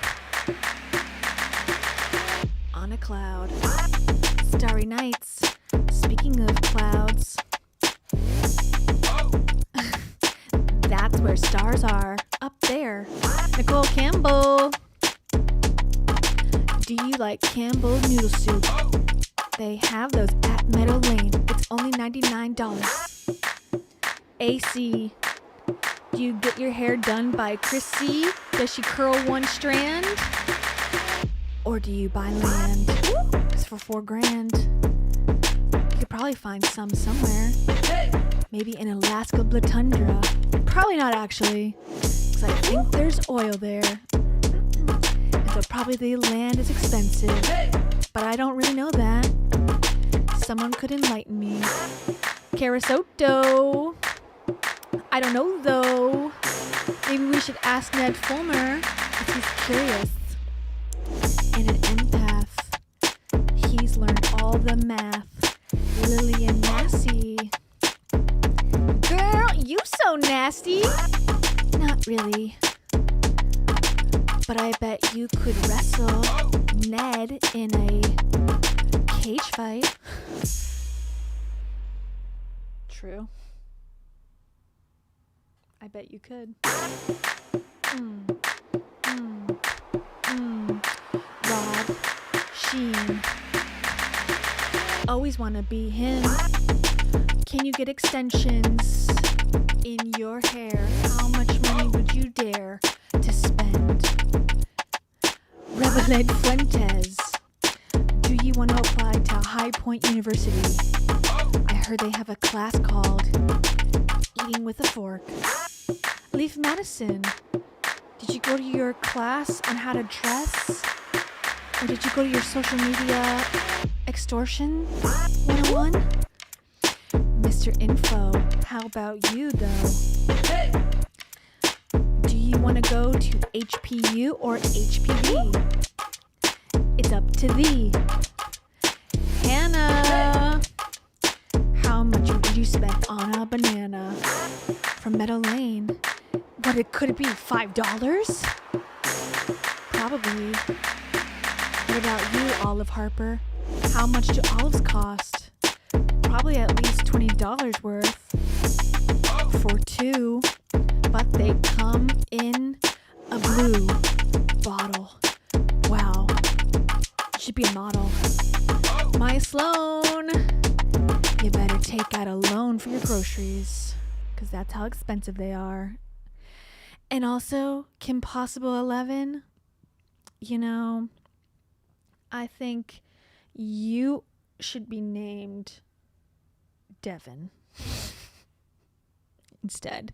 Devin Possible 11 sounds much more fluid off the tongue. It just rolls a lot better. So I'll put in the request with the Census Bureau for you. All right. Good night. Taro and I are going to cuddle and watch Plurbis. Peace.